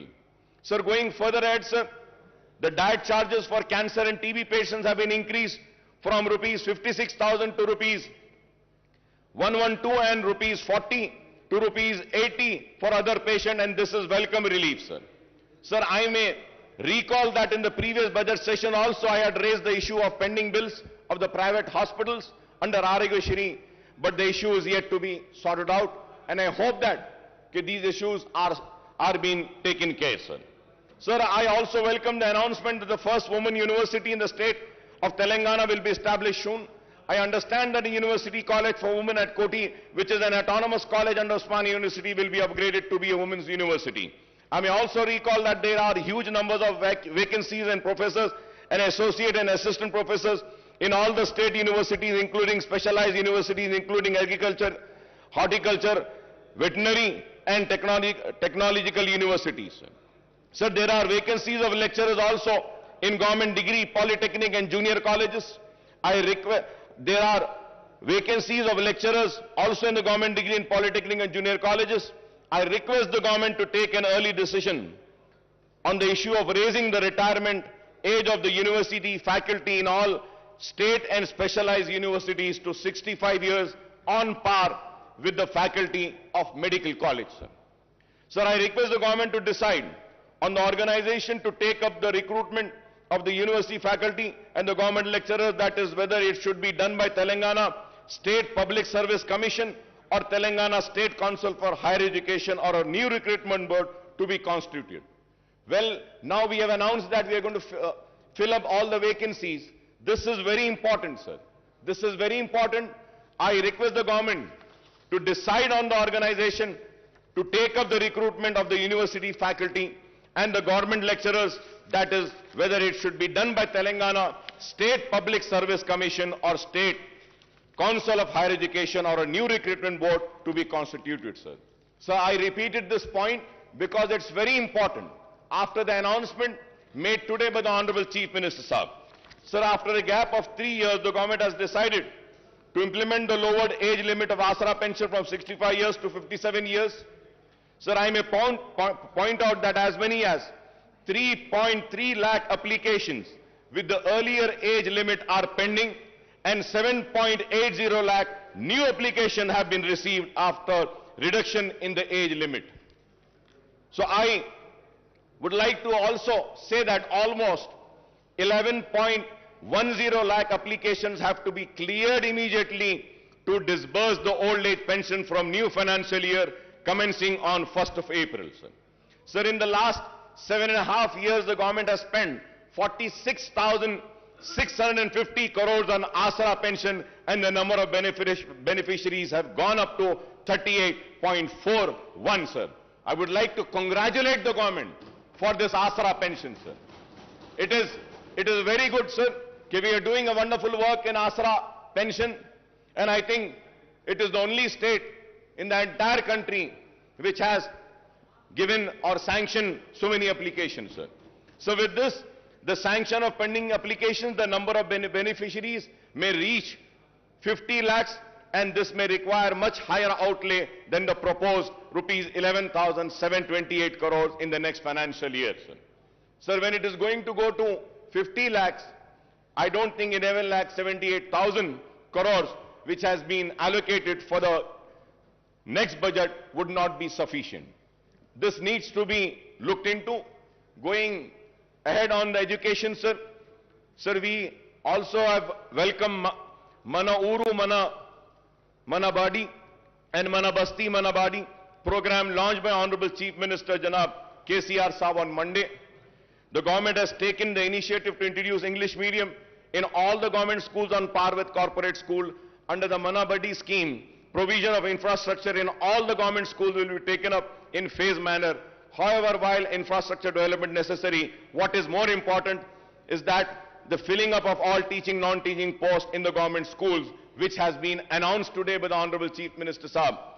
And about 26 lakh students are studying, and 1 lakh teacher posts are sanctioned in the government schools across the state. Official estimate that there are about 25,000 vacancies, and I hope after the announcement of today, the vacancies, including the Urdu medium vacancies of 530 teachers posts of all types of posts in the school education department, first promotion would be completed in the district level, which are pending for the last 20 years. The remaining posts will be filled through direct recruitment, and but out of the 4,379 posts of headmaster, 1,946 posts are vacant, and I hope after today's announcement, these vacant posts will be filled. In 594 mandals and 528 mandal education officers posts are also sanctioned. Only 20 regular MEOs are working, and remaining 508, that is 95% in charge, are working as MEOs. Sir, we have also made a repeated demand, and once again I would like to come on record and say that about a separate DSC to be conducted for Urdu medium. Sir, we had meetings with the Honorable Education Minister, Madam Sabita Indra Reddy साहिबा के साथ हमारी meetings हुई, लेकिन आज तक भी separate Urdu DSC का हुआ नहीं. डी रिजर्वेशन जो होना है वो भी नहीं हुआ आज तक, और उर्दू मीडियम के स्कूल्स में हमने बहुत सारी बातें रखी थी, वो भी नहीं हुआ. And at the same time, sir, so for so many years, the sweepers and attenders posts in school education department are being removed, sir. निकाल दिए गए साहब. आपको हैरत होगी साहब, पूरे रियासत में झाड़ू देने वाले और अटेंडर्स के जो पोस्ट है स्कूल एजुकेशन में, वो निकाल दिए गए.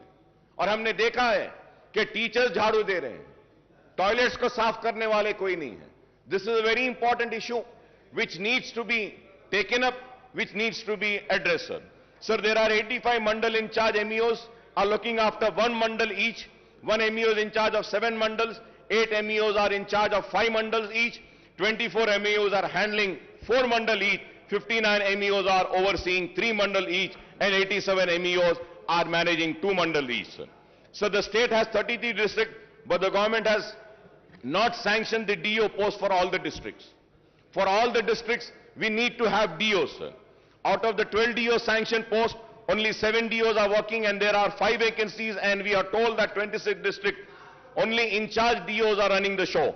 In Telangana state, 66 deputy DOs posts are sanctioned, but only 6 deputy DOs are working, and remaining 60 posts are vacant, and I hope that these vacant posts would be filled by the announcement made by the Honorable Chief Minister Saab today. Also, 70 senior lecturer posts are vacant. Out of 166 Telugu lecturer posts, 152 are vacant, and only 15 are working, and out of 40 Urdu lecturer posts, 37 are vacant, and only 3 are working, and I hope that these vacancies will also be filled up by the announcement made by the Honorable Chief Minister Sahab. Sir, at the same time, sir, so Honorable Speaker, sir, I might sound very bad, and my friends and colleagues might feel very offended, But sir, I am not here to offend anybody. I am here to bring to your kind notice, sir. Sir, we have a sanctity of this house. Sir, we have to maintain the decorum of this house. We have to keep the honor of this house alive. Sir, in this house, the leader of the house, Chief Minister Saab, had announced on my request and on my demand, sanctioning 20 crores to Falaknuma Educational Campus. He had announced sanctioning amount to Chanchalguda Educational Campus. He announced the same to Hussaini Alam and Golconda Educational Campus. And the announcement has been made 3 years back, sir. आज तक एक पैसा नहीं दिया गया साहब मैं आपको मेरी बात बुरी दिखेगी, लेकिन अगर कोई मेंबर अपनी सीट पर से उठकर यहां अगर वेल में आता है तो उसको सस्पेंड कर दिया जाता है, लेकिन जो अनाउंसमेंट इस ऐवान में होता है उसको पूरा नहीं किया जाता तो उसके ऊपर आपको फैसला लेना पड़ेगा। स्पीकर साहब, अगर नहीं करना है तो अनाउंस ना कीजिए, मेहरबानी होगी नहीं करिए। इस ऐवान के लिए कह रहा हूं मैं, इसके वखार के लिए, इसकी इज्जत के लिए कह रहा हूं। अगर इस ऐवान में होने वाले अनाउंसमेंट को पूरा नहीं किया जाता तो फिर यह ऐवान की इज्जत की धज्जियां उड़ाने के बराबर है।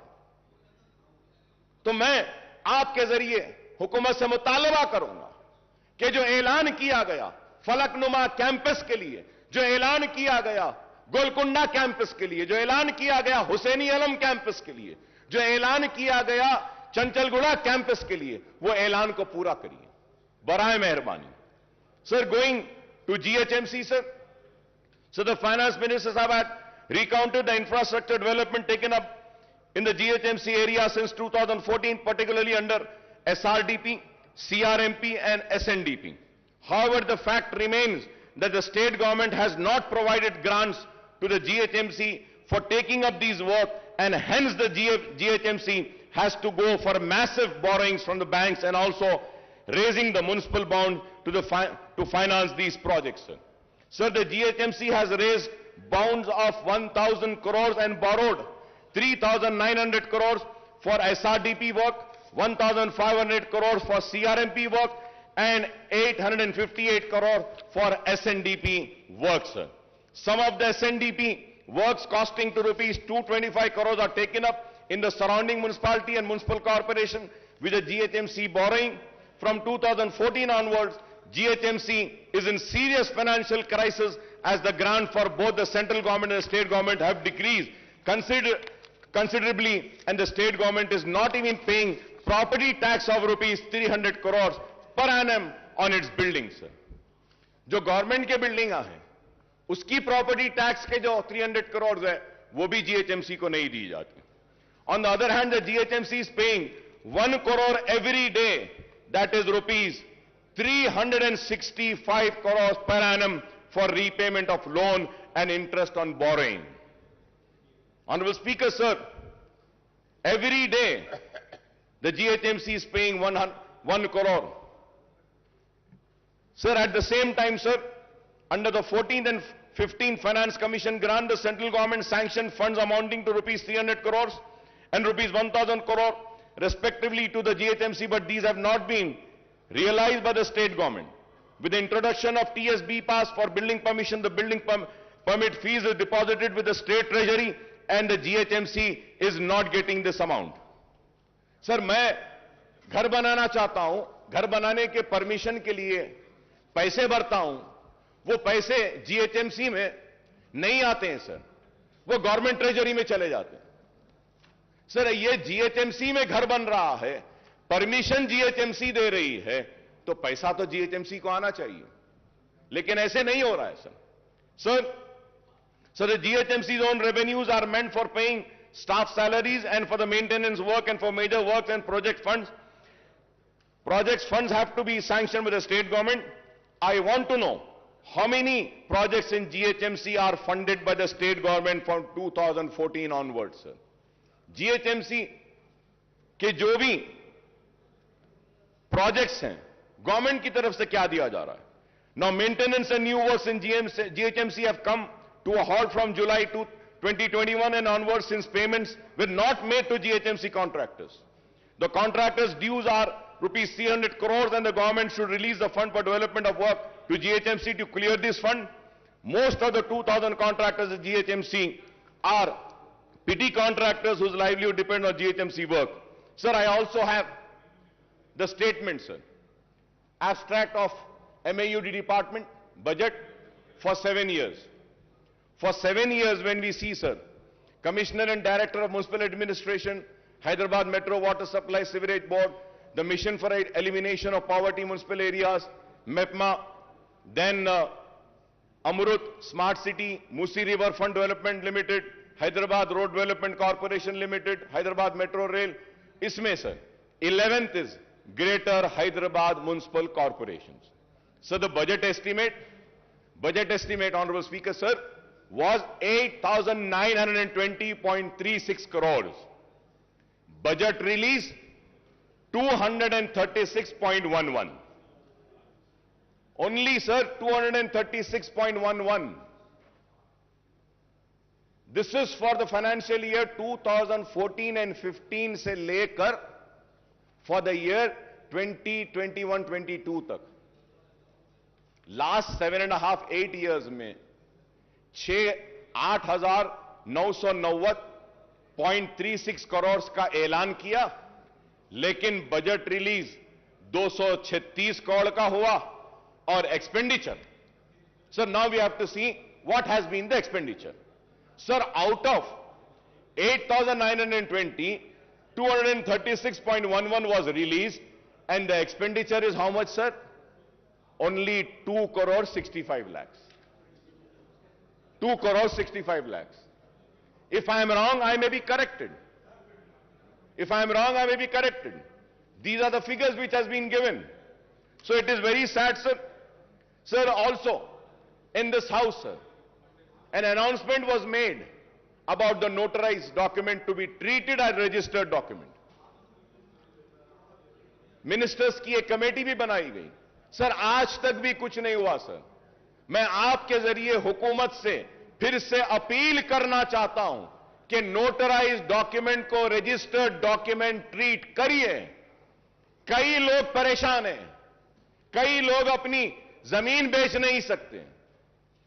कई लोग आज घर नहीं बना सकते हैं, खर्च नहीं ले रहे हैं. इस ऐवान में ऐलान किया गया कि नोटराइज्ड डॉक्यूमेंट को रजिस्टर ट्रीट किया जाएगा. मैं उम्मीद करता हूं कि हुकूमत जल्द से जल्द इस पर भी गौर करेगी.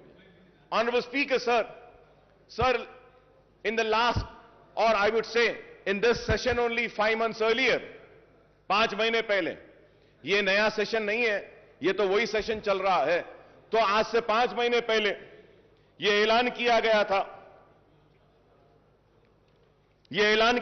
था कि सीसीपी प्रोजेक्ट लिया जाएगा, चार मीनार पेडेस्ट्रियनाइजेशन project.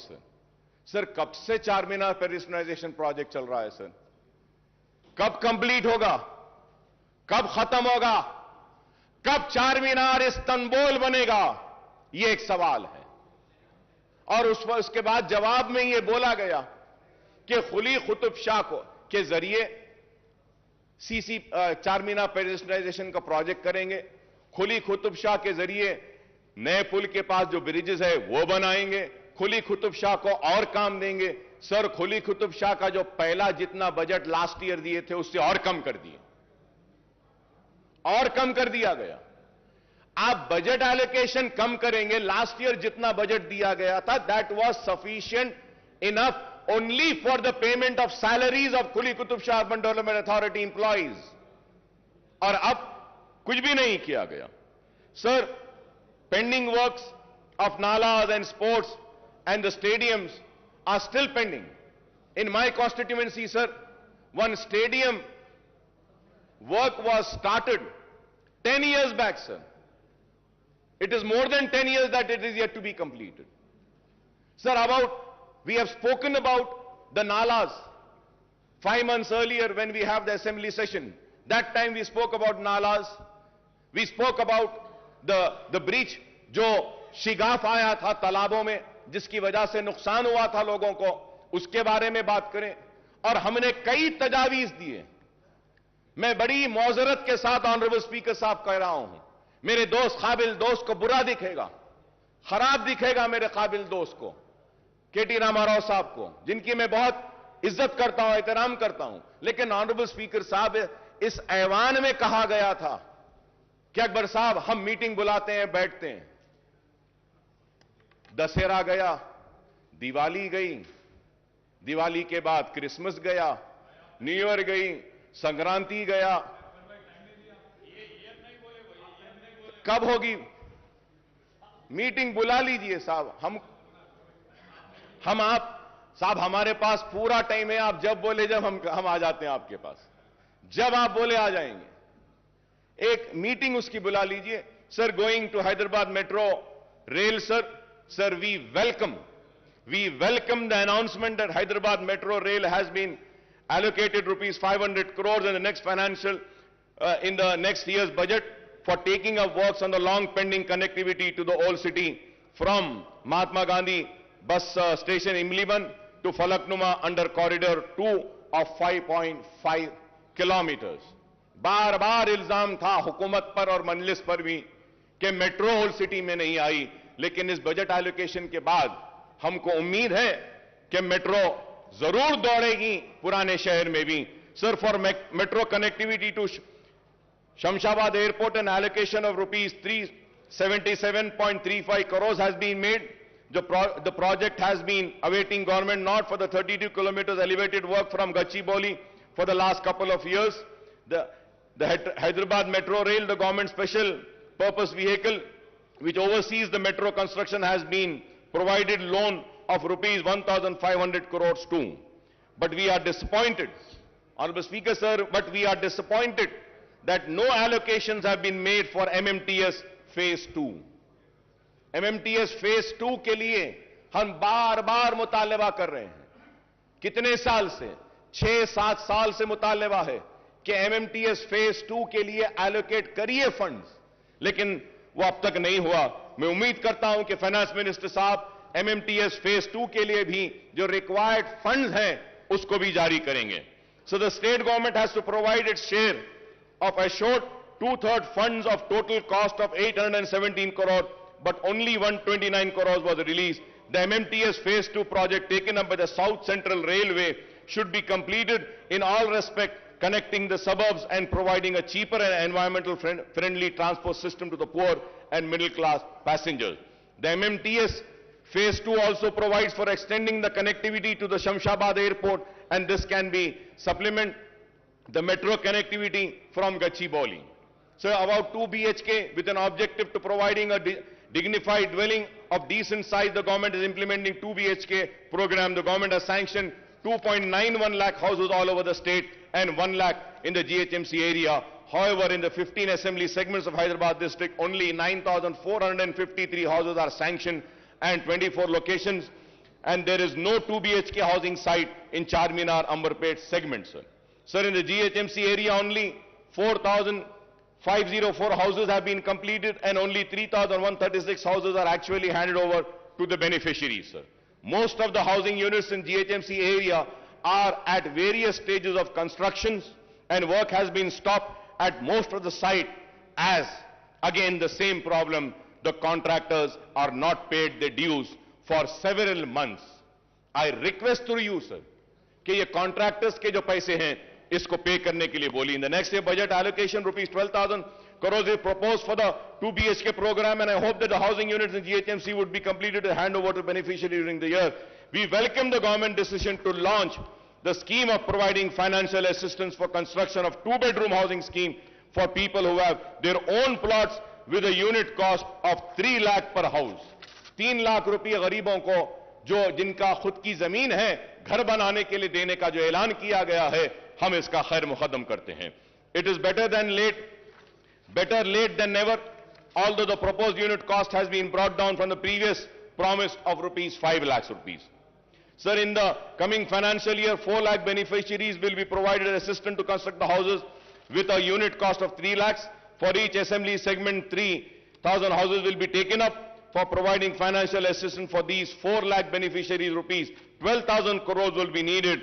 And the question is, where will the funds for the completion of construction of 2 BHK housing units will come from the government, sir? Sir, now going further ahead with the welfare department, sir. Sir, SC welfare, ST welfare, BC welfare and minority welfare, sir. Sir, 2022-23 budget for SC welfare, the revenue with 31,220.91. The capital was 559.50. The total was 31,770.41. And percentage, if we have to see the allocations, taking in account the entire budget of the state, the percentage is 12.36%, sir. Sir, ST welfare, revenue 10,804.88, and capital would be 1,759.91, then the total is 12,564.80.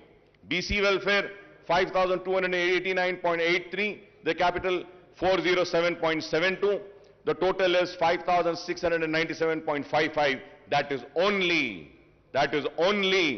2.22%. Sir, again, minority welfare 1728.71 और उसके बाद 1728.71. अगर आप इसको देखते हैं total budget के हिसाब से, तो माइनॉरिटीज को जो शेयर दिया गया है बजट में से, वो share is 0.67%. It has come down पहले से, और अब में अगर देखते हैं टोटल बजट से हम अगर कैलकुलेट करते हैं, तो जो शेयर दिया गया है एससी वेलफेयर को 12.36%, एसटी वेलफेयर के लिए 4.89%, बीसी वेलफेयर के लिए 2.22% और माइनॉरिटी वेलफेयर के लिए 0.67%. Sir, when we come to the minorities, sir, so Honorable Speaker, sir, before going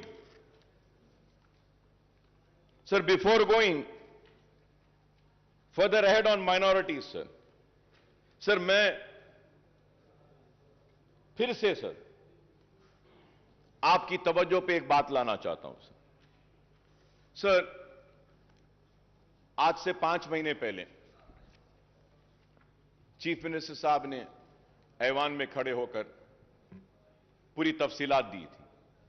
यह बुक दिया था और इसमें कहा गया कि माइनॉरिटीज पे क्या स्पेंड हुआ.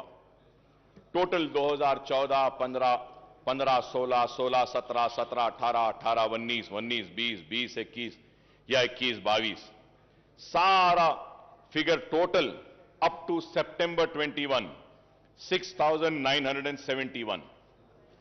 और अगर हम सितंबर को माइनस कर देते हैं, सिर्फ 2021 तक लेते हैं, तो ये जो पैसा जो दिया गया है एवरी ईयर 2014, 15, 16, 17, 18, 19, 20 और 21 तक हम ले लेते हैं, 22 नहीं लेते हैं, तो the amount comes to 6,502. Amount comes to 6,512, sir, 6,512. Honourable finance minister साहब अपनी बजट की स्पीच में बोलते हैं 7 साल में 6644. अब सर सवाल ये है, ऑनरेबल चीफ मिनिस्टर साहब जो फिगर दिए हैं वो सही है, फाइनेंस मिनिस्टर साहब जो फिगर दे रहे हैं वो सही है, या फिर कौन सा फिगर सही है sir? And when we go further ahead sir, I would say that कि मैं रिकॉर्ड में आकर कहना चाहूंगा, ये जो डिपार्टमेंट है सर, ये डिपार्टमेंट अपना होमवर्क सही नहीं करता है सर. सर, अगर हम 7 इयर्स का टोटल लेते हैं माइनॉरिटीज का, जब budget allocation was 9,837.22, BROs released was 7,736.10. Expenditure is 6,205.18. 6,205.18. Sir finance minister साहब को चाहिए था कि वो फॉर द ईयर 2021-22 का भी जो स्कीम वाइज है, जो हमारा 1,600 है, उसमें स्कीम्स में 949.7 है, एडिशनल बजट 133.96 करोड़ दिए, तो टोटल 1083.66, फिर रेजिडेंशियल स्कूल्स के लिए 649.98 दिए। तो अगर ये ले लेते हैं, जब ये सारा ले लेते हैं, गवर्नमेंट की तरफ से मैं कह रहा हूं कि अब तक माइनॉरिटीज पे जो खर्च हुआ है वो 7,347.89 करोड़ है। आपको ये बोलना चाहिए अब तक जो खर्च हुआ। 6644 आपने कहा, चीफ मिनिस्टर साहब एक फिगर देते हैं और ये फिगर असल ये है। This is why I say that the department needs to study, the finance department also needs to study and come prepared. This house should not be misled. Sir, और एक चीज, before going further ahead, honorable minister sahab in his speech has quoted and said that 40 crores have been given for Anisul Gurba. The building is complete, ready for inauguration. Honorable speaker, sir, it is not ready, sir. Sir, I have the picture, sir. I have the picture, sir. Is this ready? Is this called ready? No, sir, it's not ready. Why I say that? Any word said or uttered in this house holds an importance. And a document has been given.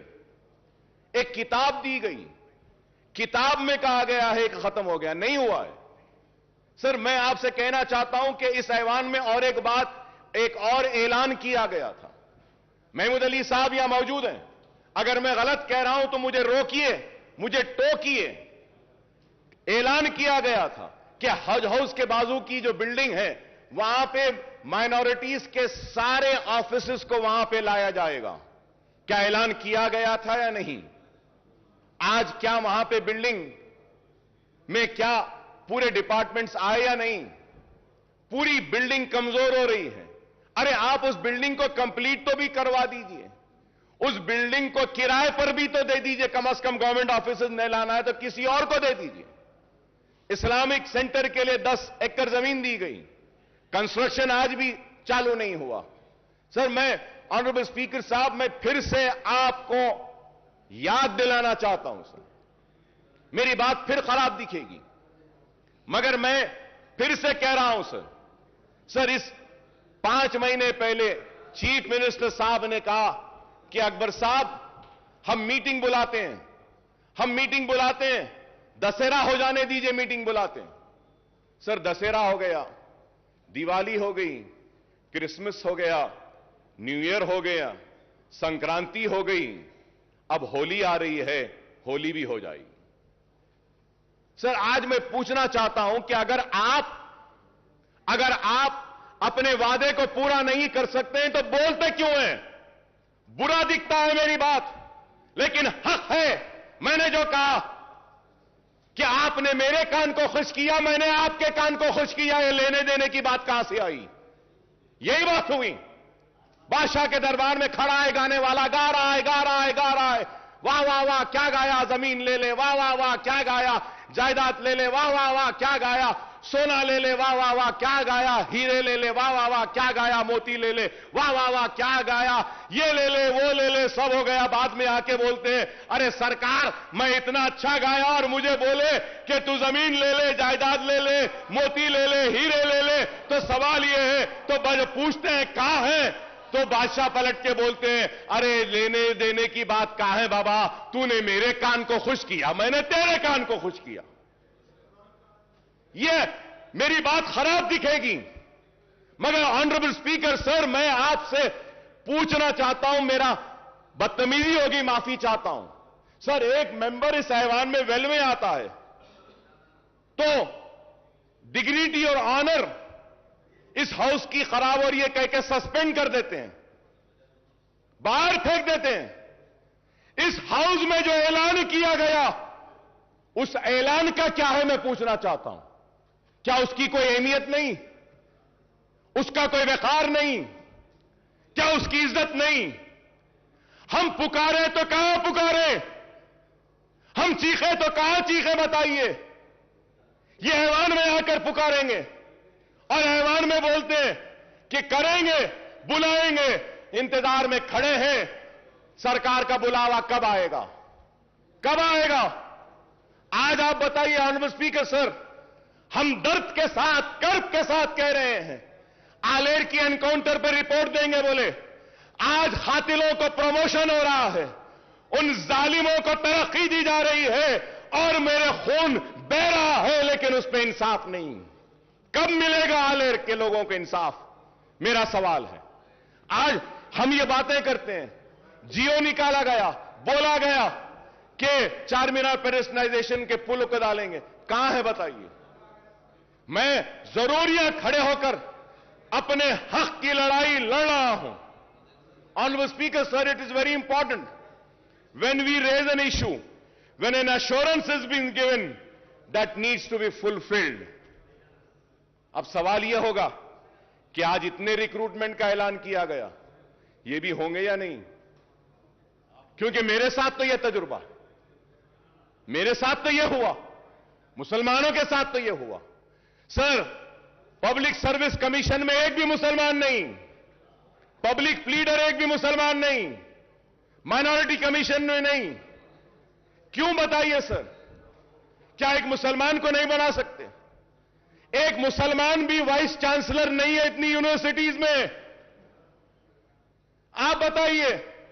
मैं पूछना चाहता हूं TRS के member से, मेरी बात गलत है तो बोलो, क्या मुसलमानों में एक भी काबिल नहीं है जिसको वीसी बनाया जा सकता? क्या मुसलमान में एक भी नहीं है जिसको पब्लिक सर्विस कमीशन का रुकन बनाया जा सकता? क्या मुसलमान में कोई भी काबिल नहीं है कि उसको एक पब्लिक लीडर बनाएंगे? मुसलमानों से हमदर्दी की बात है, लेकिन आज यह चीज नहीं हो रही है।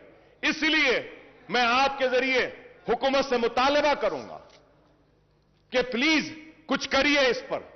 अगर आप नहीं करेंगे तो फिर नहीं होगा। ऑनरेबल स्पीकर साहब, आपको सुन के हैरत होगी, यहां सब टीआरएस के लोग बैठे हैं। मैं इनसे सवाल करता हूं, अपने दिल पर हाथ रखकर बोलो, तेलंगाना आने से पहले औकाफी जायदादों के तहफ्फुज के लिए क्या आप चैंपियन नहीं बने थे? दिल पे हाथ रखकर बोलो। क्या हुसैन शाह वली रहमतुल्लाह अलैह की वक्फ की जमीन के लिए क्या आप नहीं लड़े थे मेरे साथ? क्या हाईकोर्ट में टीआरएस नहीं गई थी? क्या बोलकर गई थी? यह वक्फ की जायदाद है। तेलंगाना एजिटेशन, तेलंगाना मिल गया, हुकूमत में आ गए, आने के बाद वही किया। सर, मैं मुझे कंप्लीट करने दीजिए सर।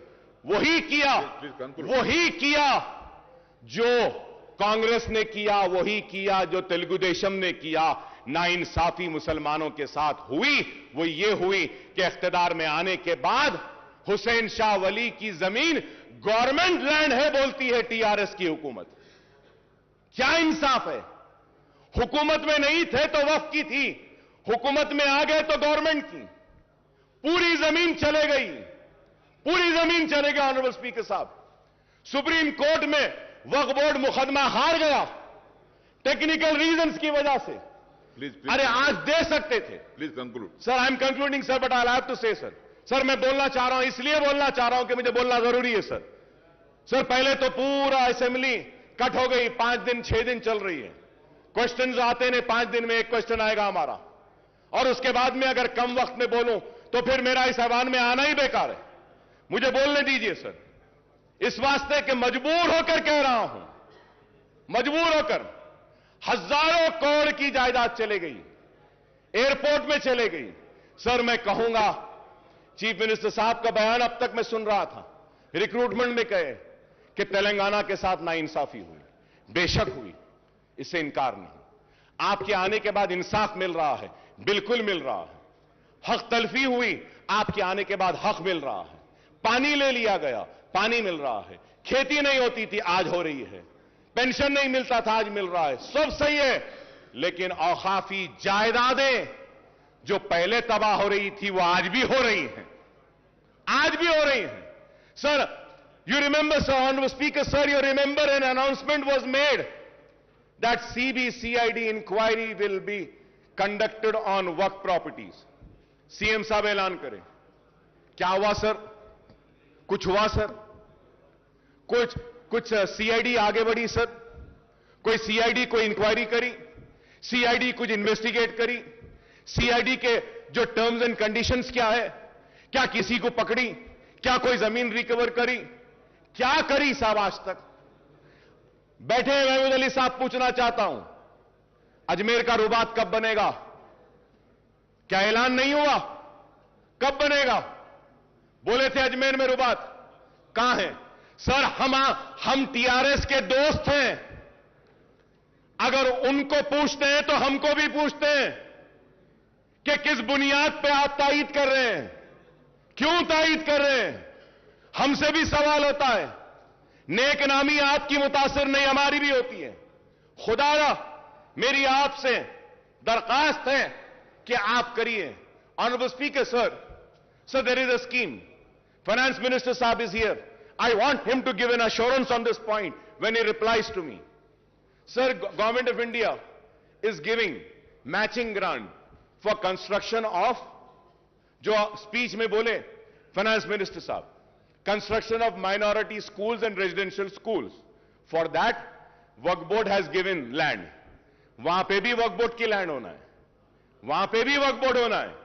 मल्टीनेशनल्स को गवर्नमेंट देती है, फैब सिटी को गवर्नमेंट देती है, हर एक के लिए गवर्नमेंट देती है, लेकिन हमारे लिए नहीं। आपकी जमीन ही दो। Sir, government of India had given sanction the amount from last 3.5 years. The state government has not given its share. मेरे पास डिटेल्स हैं sir, I have the details. Why are you not releasing your share of funds is the question sir. क्यों नहीं दे रहे? Release कर दीजिए आप। माइनॉरिटी रेजिडेंशियल स्कूल वक्फ बोर्ड की जमीन पर आने दीजिए ना, नहीं आते। सर, निजामिया तिबी कॉलेज का क्या हाल है सर? बिल्डिंग कमजोर हो गई, गिरने पर है। उस्मानिया हॉस्पिटल का क्या हाल है? उस्मानिया हॉस्पिटल की बिल्डिंग कमजोर। सर, बोला जा रहा है कि इतने हॉस्पिटल्स आ रहे हैं शहर के अतराफ। I am finishing sir. Sir, Osmania hospital भी बनाइए, उस्मानिया दवाखाना भी बनाइए।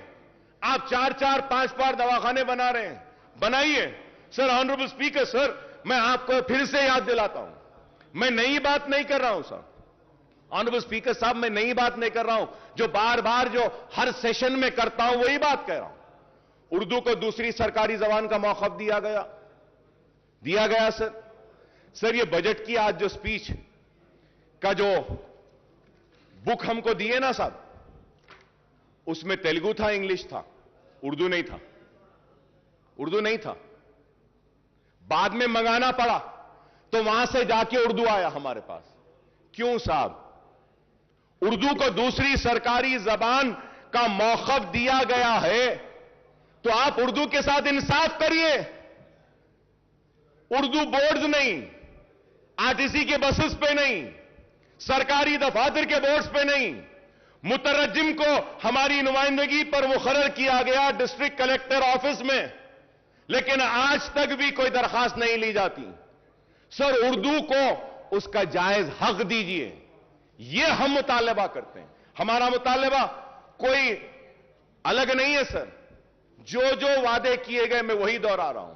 Sir, honourable speaker sir, when I talk about minorities, sir, मैं आपको फिर से और एक बात याद दिलाता हूं।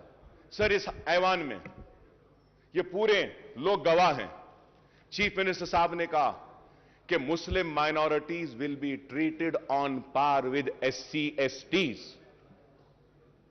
बोले या नहीं बोले सर? मेरे पास है सर, कौन सी तारीख को बोले, लेकर आया सर। सर, क्या Muslim minorities are given the same treatment as to what? the SCs and STs have been given. Sir, Honorable Speaker, sir, you will be surprised, sir, अगर मैं आपके सामने पढ़कर सुनाऊं, आप सुनिएगा, sir. Sir, Scheduled Caste Development Department in the state of Telangana has 83 schemes, in which six schemes are centrally sponsored, whereas 49 schemes come under SC sub-plan. Sir, मैं बोल रहा हूं, Scheduled Tribe Department has 91 various schemes, in which 6 schemes are centrally sponsored and 56 schemes come under ST sub-plan. कितने? 56. Backward classes. 40 schemes, 4 schemes are centrally sponsored. The BC department has no sub-plan. चलिए साहब, आ गया ना साहब, आपके सामने scheduled caste 83, scheduled tribe 91, BC 14, minority, चलिए minority welfare.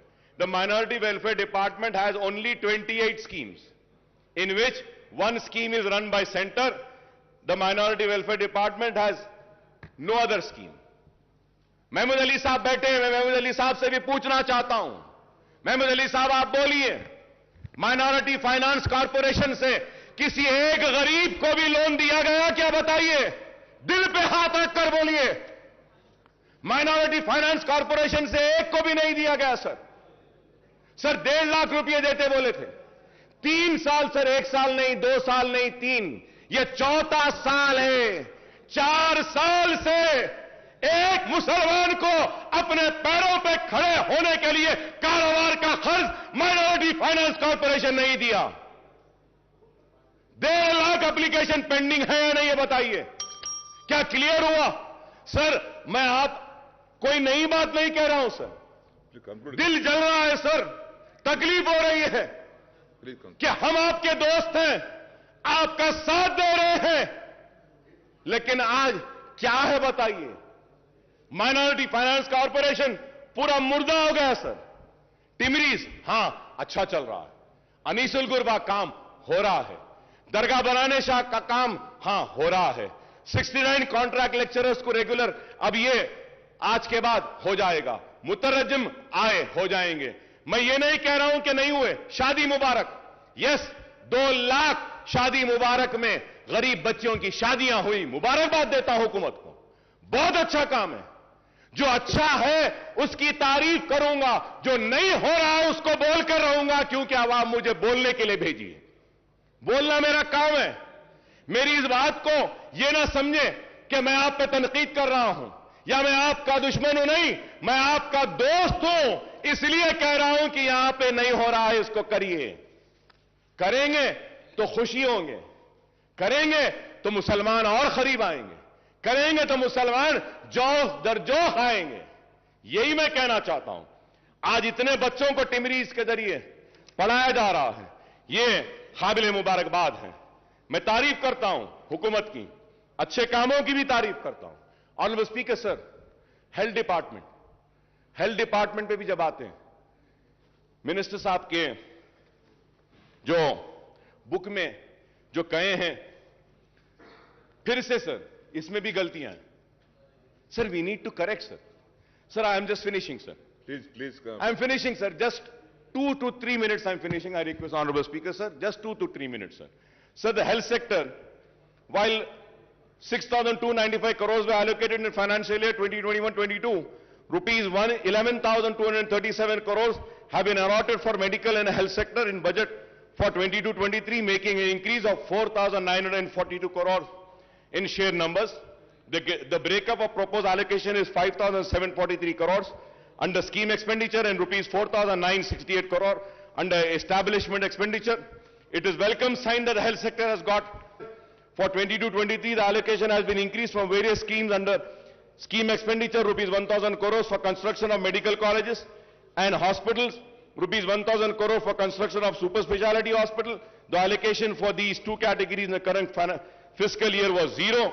The allocation has been increased for purchase of surgical consumable, diagnostic, reagent and disposable.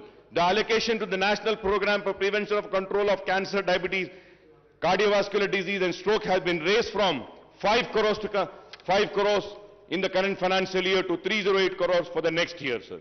The scheme expenditure for primary health centers under the Director of Public Health did not see any increase, and it was same case with the allocation of prevention of control of disease, sir. Sir, I congratulate the government for coming up with the dialysis centers. It was needed, and it's very good work that the government is doing. I congratulate the government for coming up with बस्ती दवाखाना, sir.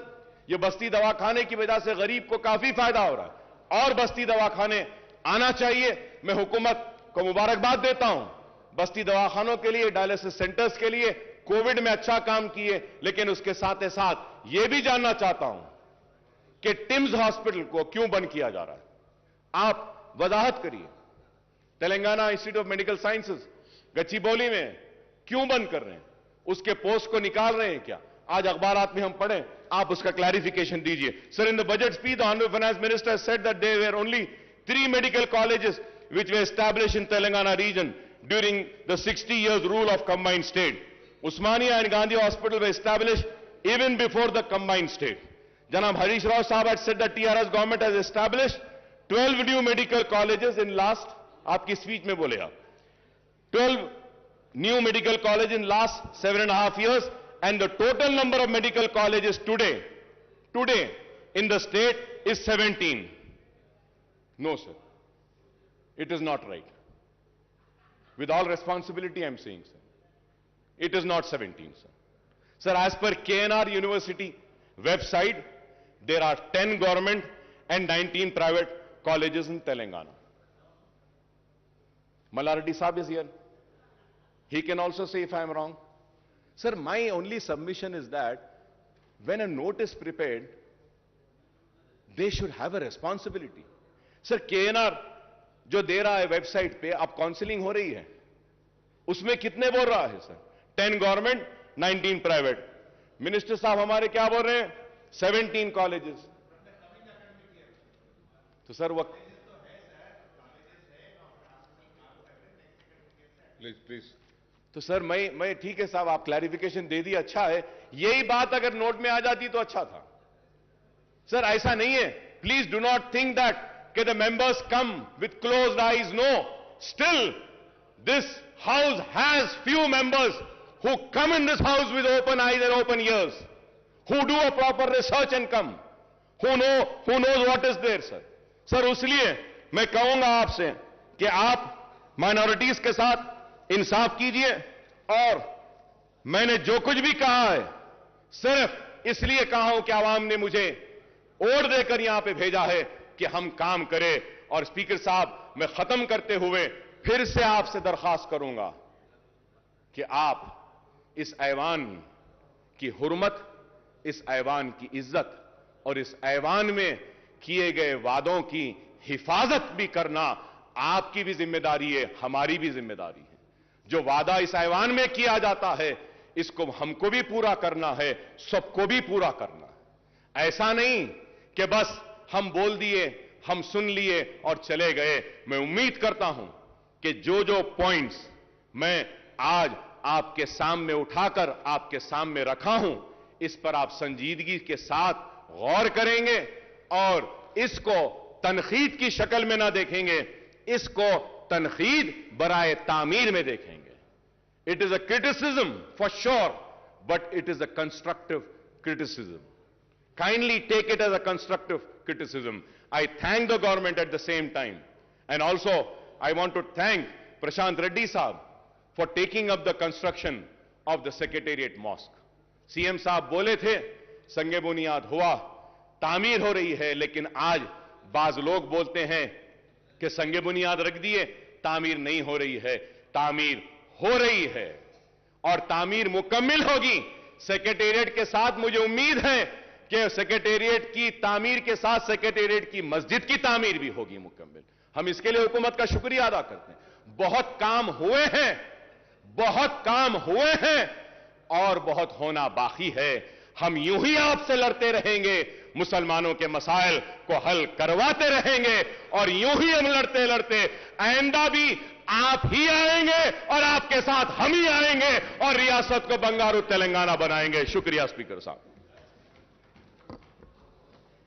వాయిదా ప్రతిపాదన శ్రీ బట్టి విక్రమార్క మల్లు గారు మరియు ఇతరులు రైతుల ఆత్మహత్యలు మరియు ఇతర సమస్యల గురించి చర్చించాలని కోరుతూ ఇచ్చిన వాయిదా ప్రతిపాదన తిరస్కృతమైనది. Now the House is adjourned for tea break.